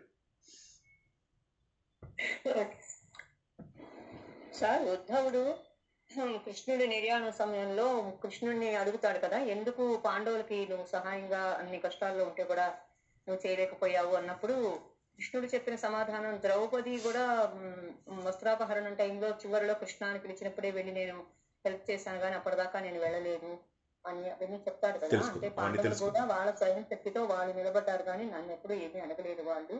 అంటే ప్రారంభం ఒకటేంటంటే ప్రారంధవశాత్తు మనం దేవుణ్ణి కోరుకునే విషయంలో కోరుకుంటాం. వీళ్ళు కోరుకోలేదని భగవంతుడు చేయడం అనేది కాదు. ఏదేమైనా మనం అది చివరిలో మనం పూర్తి అయిపోయిన తర్వాత అడగలేదు అనేది అది వ్యాస భారతంలో అలా లేదు. వాళ్ళు అడిగితే నేను సహాయం చేసేవాడిని కాదు, సహాయం చేయమనే వాళ్ళు అడిగారు ఆయన్ని. కాకపోతే ఏంటంటే ఎవరి ప్రారంధానికి వాళ్ళు ఉండవలసిందే. భగవంతుడు కూడా తన ప్రారంధము అనుభవించాడు. ఎందుకు అంటే తను ప్రారంధం అనుభవిస్తేనే అందరికీ తెలుస్తుంది. ఏంటంటే ప్రారంధం అనుభవించవలసిందే అన్న విషయం తెలుస్తుందని చేశాడు. మనం అది వచ్చినప్పుడు అప్పుడు తెలుసుకుందాం. ఉద్ధవుడి కథ వచ్చినప్పుడు తప్పకుండా తెలుసుకుందాం. ఇంకా చాలా టైం ఉంది కాబట్టి ఉద్ధవుడి కథ వచ్చినప్పుడు తెలుసుకుందాం. ఏది ఏమైనప్పటికీ కూడా కర్మను ఎవరు దాటలేరు. ఆ కర్మ. అంతేగాని వీళ్ళు కోరుకోలేదని చెప్పి కృష్ణుడికి కోపం వచ్చో లేకపోతే వాళ్ళ శక్తి వాళ్ళు చూసుకున్నాక తర్వాత చూద్దాంలే అని కాదు. ఇక్కడ ఏం జరిగిందంటే ఏది ఏమైనప్పటికీ ఎవరి ప్రారంధాన్ని ఎవరు దాటలేరు అని చెప్పి చెప్పడమే. అందుకే వాళ్ళు ఎప్పుడు కూడా శ్రీకృష్ణ భగవానుని బ్లేమ్ చేసినటువంటి సమయం ఉండదు. ఎనీవే అవి మనం తర్వాత వచ్చేవి. ఇవాల్టి కథలు, ఈ కథలకు సంబంధించిన తత్వాల మీద ఏమైనా ప్రశ్నలు ఉంటే అడగండి. అండ్ ఇంకోటి ఏంటంటే కథలని కథల్లాగా తీసుకోకుండా ముందు నీతిని గుర్తించి నేను ఎలా ఉన్నాను, ముందు మిమ్మల్ని మీరు పక్కవాడు ఎవరికైనా హెల్ప్ చేయడానికి రెడీగా ఉన్నారా లేదా, హెల్ప్ చేస్తున్నాం సార్, వాళ్ళ ఇంట్లో నోమైంది, వాళ్ళ ఇంట్లో మేము పూజ, ఇవి కాదు నేను అనేది. మీ సహాయం ఎలా ఉంది, మీరు తప్పించుకోవడానికి ప్రయత్నం చేశారా? నో చెప్పడము చాలా ఈజీ, నేను మళ్ళీ చెప్తున్నాను, నో చెప్పడం అనేది ఇట్స్ వెరీ ఈజీ. కానీ మీరు ఎస్ చెప్పి ధైర్యంగా నిలబడి వాళ్ళకి సహాయం చేశారా, అది మీరు చూడండి ఎంతవరకు చేశారు, అది చేస్తున్నారా లేదా. మనలో మానవ లక్షణాలు ఉన్నాయా, రాక్షస లక్షణాలు ఉన్నాయా, ఎవరికైనా చెడు జరిగితే మనం అసూయపడుతున్నామా లేదా, మన సొంత వాళ్ళ మీద మనం అసూయపడుతున్నాం, ఇలాంటివన్నీ కూడా ఇవాళ మనం తెలుసుకున్నటువంటివన్నీ కూడా చూసి మనం నిజంగా రాక్షసులమా కాదా అనేది ఒకసారి తెలుసుకోండి. ఎవరిది వాళ్ళే తెలుసుకోవాలి. అది తెలుసుకున్నప్పుడు మాత్రమే మన లోపల మార్పు వస్తుంది, లేకపోతే ఎప్పటికీ మార్పు రాదు. ఇది మనం ఎంతసేపు ఈ కథలు ఏమని తెలుసుకుంటున్నాం, వాడిలా చేశాడు, నేను వాడిలా చేశాడు అనేది చెప్పట్లేదు. వాడిలా చేశాడు కాబట్టి మనం ఇలా చేయకూడదు అని చెప్పి చెప్తున్నాను. మనము మహాభారతం చెప్పుకోవడానికి, మిగతా వాళ్ళు మహాభారతం చెప్పుకోవడానికి ఉన్నటువంటి తేడాని అందరూ కూడా గుర్తించాలి. ఏంటంటే మనం తెలుసుకుంటున్న దాంట్లోపల ఇట్స్ ఎవిడెంట్ ఏంటంటే మనము తప్పులు చేయకూడదు, మన జీవితంలో మనము తప్పులు చేయకూడదు అనేటటువంటిది. తప్పులు చేయకుండా సరైనటువంటి దారిలో నడుస్తూ సమాజం అపకారం చేసినా కూడా మన వాళ్ళకి అపకారం చేయకుండా ఉపకారం చేయమంటారా మీరు? లేదు, మీకు అపకారం చేసిన వాళ్ళకి అపకారం చేయాలని కాదు, కానీ మీరు దాన్ని ఎదిరించగలిగితే ఎదిరించండి. మీరు ఎదిరించగలిగే అధర్మాన్ని ఎదిరించకుండా ఉండకండి. మీకు కానీ ఎదిరించిన తర్వాత కూడా ఇంకా అధర్మం, ఇప్పుడు మీరు చాటుగా ఎవడో మీకు నేరని చెప్తారు, ఏం చేయగలుగుతారు? మీరు దాన్ని ఆపగలుగుతారా చెప్పండి. ఇప్పుడు మోడీ గారు ఎన్ని మంచి పనులు చేస్తున్నారు, అయినా కూడా ఆయన గురించి చెడుగా అనుకునే వాళ్ళు ఉన్నారు. అయితే మోడీ గారు పట్టించుకుంటున్నారా? ఎవడేమన్నాడు లాగి పీకి ఆయన పట్టించుకోడు, ఏమన్నా అనుకోండి, నేను చేసే మంచి నేను చేసుకుంటూ వెళ్ళిపోతాను అనుకుంటాడు. కానీ మిమ్మల్ని డైరెక్ట్గా ఎవడైనా అటాక్ చేస్తే, ఇప్పుడు పార్లమెంట్లో ఆయన నిలబడ్డప్పుడు ఆయన డైరెక్ట్గా అటాక్ చేస్తే ఆయన దానికి జవాబిస్తాడు. సో మీరు అలా జవాబిచ్చే శక్తి ఉన్నప్పుడు జవాబు ఇవ్వండి. జవాబు ఇవ్వలేనప్పుడు లేదా మీ చాటుగా ఎవరైనా అనుకున్నప్పుడు వాటికి మీరు ఏం చేయగలరు? ఏమీ చేయలేరు. అయినా మీరు ఎవరినో ఏదో చెయ్యాలి, ఏదో తన్నాలి, ఏదో కొట్టాలి, అసలు అవి భావనలు వదిలేసేయండి. ఫస్ట్ ఏంటంటే సేవ చేస్తున్నానా నేను, ముందు అది ముఖ్యం మనకు. సేవ చేస్తున్నానా, నా వయసుకు తగ్గట్టుగా నేను ఉన్నానా, నా వయసుకు తగ్గట్టుగా నేను ఎవరిపైన అసూయ చూపించడం లేదు, ఎవరి దగ్గర గర్వం చూపించడం లేదు, ఏ విషయానికి అనవసరంగా నేను ఇది చేయడం లేదు, ఇది కేవలం నా బాధ్యతగా చేస్తున్నాను, సమాజానికి నేను దూరంగా ఉన్నాను, నేను డిటాచ్డ్గా ఉన్నాను. ఈ లక్షణాలను ఏవైతే మనం తెలుసుకుంటున్నామో ఆ లక్షణాలు నాకు వచ్చాయా? నేను నా మనవాళ్ళతోటి దూరంగా ఉన్నానా, నా పిల్లలతోటి దూరంగా ఉన్నానా లేదా, నేను ధర్మబద్ధమైనటువంటి మార్గంలో నడుస్తున్నానా లేదా, దేవుడి దగ్గరికి వెళ్ళినప్పుడు వేరే వారి చేతిలో 20 రూపాయలు పెట్టి దేవుడిని ఎక్కువసేపు చూశారు, ఇలాంటివన్నీ ఏవైతే మనం అనుకున్నామో, దేవుడు వచ్చినప్పుడు ఇలా చెయ్యి అడ్డం పెట్టి వేరే వారికి కనిపించకుండా చేసాము, ఇవన్నీ కూడా రాక్షస లక్షణాలే. స్పెషల్ దర్శనాలు తీసుకుని లైన్లో నిలబడినటువంటి అమాయకులందరికీ ఇది చేస్తున్నామా, ఫుడ్ లేని వాళ్ళకి ఫుడ్ పెడుతున్నామా, చలికి తట్టుకుంటున్న వాళ్ళకి రోడ్డు మీద చలి దీంట్లో ఉన్న వాళ్ళకి మనం వెళ్ళి 10 దుప్పట్లు మన వంతున సహాయం చేసామా, విద్య దొరకని వాడికి మనం ఏదైతే ఖర్చులు పెట్టుకుని మనం ఈ పిచ్చి నోములు, పిచ్చి వ్రతాలు, పిచ్చి డ్యాన్సులు, పిచ్చి పారాయణాలు చేస్తున్నామో దానికి తగ్గట్టుగా నేను ఆ డబ్బును పెట్టేసి ఎవరికైనా ఒకరికి చదివించగలుగుతున్నానా, నా జీవితంలో ఒక్క వ్యక్తి జీవితంలో నేను వెలుతురుని నింపగలుగుతున్నానా, ఇవన్నీ ఆలోచించాలి మనము. ద్రోణాచార్యుడు అర్జునుడి బంధం చూసిన తర్వాత మనకేం కావాలి, అది అర్థం చేసుకోవాలి. సో ఏంటంటే మనకు ఇక్కడ గుర్తించాల్సింది ఏంటంటే ఆ ప్రేమ అనేటటువంటిది ఏదైతే ఉందో అంత గట్టిగా ఉండాలి, మనకు సమాజం పైన కూడా అంత గట్టిగా ఉండాలి. ఈ సమాజం మనకు ఒక అవకాశం ఇచ్చింది, we have to redeem our selfs. కాబట్టి ముందు ఈ కథలు కాదు, ఇది కథలు కానే కాదు. మహాభారతం అనేది కథల రూపంలో తెలుపబడిన వేద సారం. ఎన్నిసార్లు చెప్తే మీకు అర్థమవుతుంది అందరికీ. మహాభారతం కథలు కాదు, కథల రూపంలో ఉన్న వేద సారము. వేదాలలో కథలు ఎక్కువ లేవు, చిన్న చిన్న కథలు తప్ప. అలాంటివి అందులో ఉన్నటువంటి సారాన్ని కథల రూపంలో మనకు అందించారు. కాబట్టి కథలని గుర్తించుకొని కథలో ఇలా జరిగిందా, ఓకే, కథని మీరు గుర్తుపట్టుకోకపోయినా పర్వాలేదు, అందులో నీతిని గుర్తుంచుకోండి అని చెప్పేసి భగవంతుడు మనకు తెలియజేస్తున్నాడు. మహాభారతం అనేది పంచమ వేదం. వేదాలలో లేని విషయాలను కూడా వేదవ్యాసుడు ఇందులో కలిపి మరీ రాశాడు. అంటే వేదం కంటే కూడా గొప్పది మహాభారతం తెలుసుకోవడం అనేది. సంపూర్ణ మహాభారతం తెలుసుకోవడం అనేది కొన్ని కోట్ల జన్మల అదృష్టం. కానీ దాన్ని కథలాగా తెలుసుకుంటే లాభం ఏముంది? కథ ఆ రోజే మర్చిపోతాం. జై శ్రీకృష్ణ. మన లోపల మార్పు రావాలంతే. సార్ ఇప్పుడు ఏకలవ్యుడి స్టోరీ చెప్పారా సార్? చెప్పాను. ఏకలవ్యుడి స్టోరీలో మరి యాక్చువల్ గా అర్జునుడికి ఎక్కడ తగ్గిపోతాడో అన్నట్టుగా ద్రోణాచార్యుడు ఆయన వేలుని గురుదక్షిణగా అడిగినప్పుడు ఉమ్. ఏకలవ్యుని పక్కకి తప్పించారు కదా, అది అవును. అంటే భారతంలో ఇలా జరగాల నుండి ఇంకా ముందరి స్టోరీస్ అన్ని అర్జునుడే అక్కడ నిలబడాలి అనే దానికోసం ఆ తత్వం అలాంటి ఒక కారణంతో ఏకలవ్యుని పక్కకి పెట్టేశారా? అది మనం గత వారము తెలుసుకున్నాము ఎందుకు అనేది. ఎందుకంటే నేను ఏకలవ్యుల్లో ఉన్న ఇప్పుడే అంత క్రూరత్వం, ఊరు వెళ్ళా. అదే ఏకలవ్యుల్లో ఉన్న క్రూరత్వాన్ని చూసి ఆయన అలా చేస్తారనమాట. అందరూ కూడా ఏంటంటే మిస్ అయినటువంటి ఎపిసోడ్స్ చక్కగా చూసుకోండి ఒకసారి మళ్ళీ. వినాలి సార్, అందరూ వాళ్ళు 50 నుంచి 100 వ్యూలు కూడా లేవు ఇక్కడ, డబ్బు కూడా లేనప్పుడు మీరు కనీసం ఉన్న వాళ్ళందరూ కూడా చూడకపోతే ఎట్లాగా? అంటే నేను ఈ స్టోరీ చదివాను సార్ భారతంలో, అవునా? కానీ నాకు డౌట్ ఏంటంటే అది దానికి కారణం ఏంటంటే ఈయన ఏకలవ్యుడు క్రూరుడు. తను ఒక చిన్న కుక్క పిల్లని 7 బాణాలు వేసి తన నోట్ లోపల దాన్ని గాయపరుస్తే ఆయన కూడా ఇంత చిన్న దాన్ని ఇంత ఇదిగా చేయాల్సిన అవసరం లేదు కదా అని చెప్పేసి వస్తే ఇతను క్రమశిక్షణగా నేర్చుకున్నటువంటి విషయాలు కాదు, కాబట్టి ఇతడి యొక్క ప్రాబల్యాన్ని ఇక్కడికి తగ్గించాలి అని చెప్పేసి తగ్గించడం. అది రెండోది ఏంటంటే తన శిష్యుడు అంటే ఉన్నటువంటి సహజమైన ప్రేమ, అది కూడా ఉంటుంది. రెండు కూడా కారణాలే. అంటే సార్ ఫైనల్ గా భారతానికి అర్జునుడి క్యారెక్టర్ కూడా ఇంపార్టెంట్ కాబట్టి ముందుకి తీసుకొచ్చారా అనేది. అంటే ఇప్పుడు మీరు అర్జునుడి బదులు ఏకలవ్యుడు వచ్చి పైకి వచ్చే అవకాశం లేదు. ఏకలవ్యుడు దేవుడు కాదు, అర్జునుడు దేవుడు. అర్జునుడు దైవ స్వరూపం. అర్జునుడు సంపాదించిన విద్యలో చిన్న భాగం కూడా ఎవరు సంపాదించరు. కర్ణుడి కంటే 1000 రెట్ల గొప్ప విద్యని అర్జునుడు సంపాదిస్తాడు. తను పాశుపతాస్త్రంతో సహా తను సంపాదించినటువంటిది లేదు. అర్జునుడు కర్ణుడిని ఎన్నోసార్లు యుద్ధంలో ఓడగొడతాడు. ఒకసారి అయితే గోగ్రహణం జరిగినప్పుడు అర్జునుడు కొట్టే దెబ్బలకు కర్ణుడు పారిపోతుంటే, కర్ణుడా నీకు దమ్ముంటే వెనక్కిరా, మన సినిమాలో చూస్తాం కదా, అరే నువ్వు ఒక అమ్మ అయ్యాకు పుట్టినవాడు అయితే వెనక్కిరా, అది ఇది అట్లాగా వాడిని వెనక్కి కొట్టి వాడు వీపు మీద బాణాలతో గాయపరుస్తాడు అర్జునుడు. దారా ఇవాళ తేల్చుకుందాం దా నువ్వు అంటే వాడు రథసారథిని ఇంకా స్పీడ్గా వెళ్ళు అని చెప్పి తీసుకెళ్తాడు కర్ణుడు. అలా పారిపోయినటువంటి ఒక పాపాత్ముడు. ఇంకొకసారి ఒక గంధర్వుడితోని యుద్ధం జరుగుతుంది అరణ్యకాండలో. జరిగినప్పుడు వాడు గంధర్వుడు పట్టి కొడతాడు, వీడిని దుర్యోధనుడిని కట్టి బంధిస్తాడు.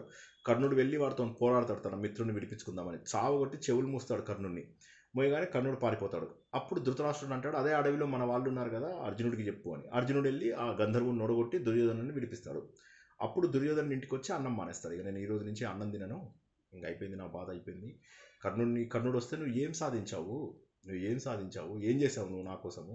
యుద్ధంలో ఓడిపోవడమే కాకుండా ఎవరినైతే అవమానం చేద్దామని అనుకున్నామో వాళ్ళ చేతిలో నేను ఇవాళ రక్షింపబడ్డాను, నేను ఈ ప్రాణం వదిలేస్తాను అని చెప్పేసి అంటాడు. ఆ విధంగా కర్ణుడు చాలాసార్లు ఓడిపోతాడు. అర్జునుడి చేతిలో చాలాసార్లు ఓడిపోతాడు, సాత్యకి చేతిలో ఓడిపోతాడు, భీముడి చేతిలో ఓడిపోతాడు. భీముడు అంటాడు అనమాట, నేను కేవలము అర్జునుడి చేతిలో నీకు మరణం ఉంది కాబట్టి నేను ఓడగొడతానని. దాంతో ఒకసారి తను కూడా భీముని ఓడగొడతాడు, కర్ణుడు కూడా భీముని ఓడగొడతాడు.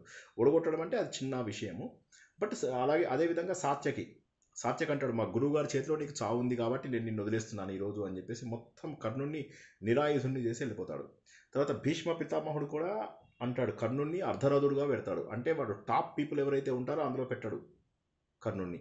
కర్ణుడి కెపాసిటీ తెలిసి, అంతేగాని భీష్ముడు అక్కడ ఏదో కర్ణుడి మీద కోపంతో అని కాదు. కర్ణుడు ఒకసారి ఏదో గట్టిగా మాట్లాడితే నీ ప్రతి మాటకు నేను బాణంతో నోరు మూయించగలను అని చెప్పేసి తిడతాడు. సో కర్ణుడు పరాక్రమవంతుడేం కాదు, ఒక పర్టికులర్ డే నాడు బాగా చేస్తాడు యుద్ధం. అంతకుమించి కర్ణుడు పరాక్రమం మహాభారతంలో ఎక్కడా లేదు. వేరే చోట ఎక్కడైనా ఉందంటే ఎన్టీ రామారావు రాసింది చదువుతాను, లేక మా పక్కింటి ఆయన రాసింది చదువుతాను, లేకపోతే ఒక్కొక్కసారి ప్రవచనకర్తలు ఆవేశం వచ్చేసి ఆవేశంలో వీళ్ళ పాత్రలని గొప్పగా చేయడం కోసమే చెప్తూ ఉంటారు.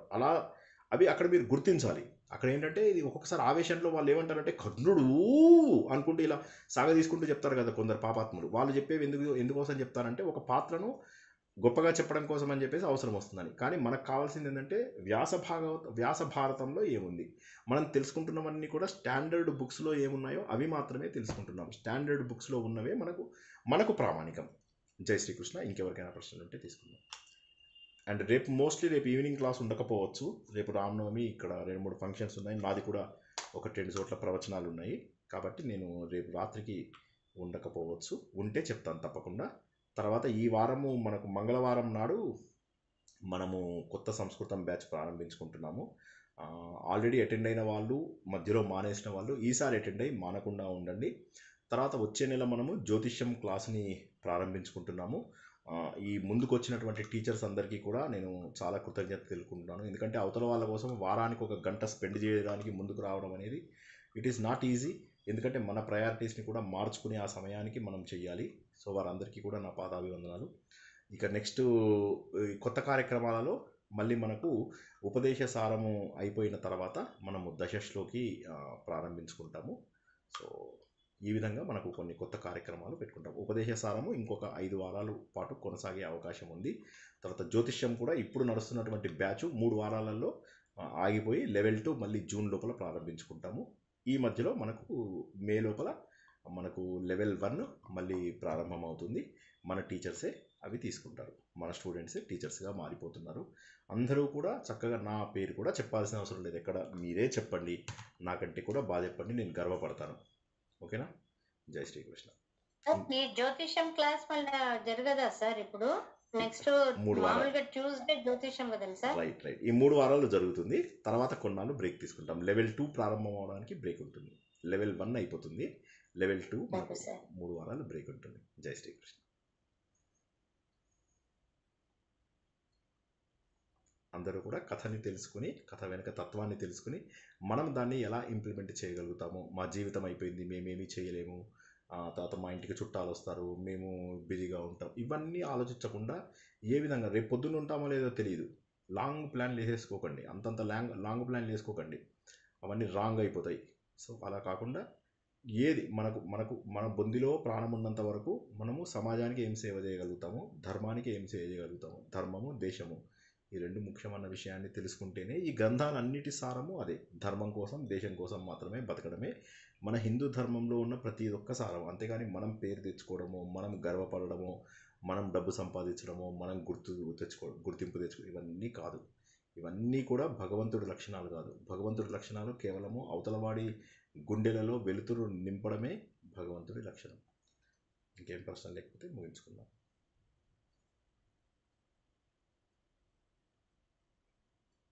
వండర్ఫుల్. అందరికీ కూడా భగవంతుడు సరైన మార్పుని తీసుకొస్తారని, ప్రతి కథ వెనుక తత్వాన్ని గుర్తిస్తారని, అందరి లోపల మార్పు వస్తుందని, దేశం అంటే స్పృహ, సామాజిక స్పృహ, ధర్మం అంటే ఉన్నటువంటి స్పృహ, ఈ ధర్మాన్ని మరింత మందికి ముందుకు తీసుకెళ్ళాలి అందరూ అని ఆశిస్తూ ఈరోజు ప్రవచనాన్ని ఇక్కడికి ముగించుకుందాం. జై శ్రీకృష్ణ. అందరికీ కూడా శ్రీరామనవమి శుభాకాంక్షలు.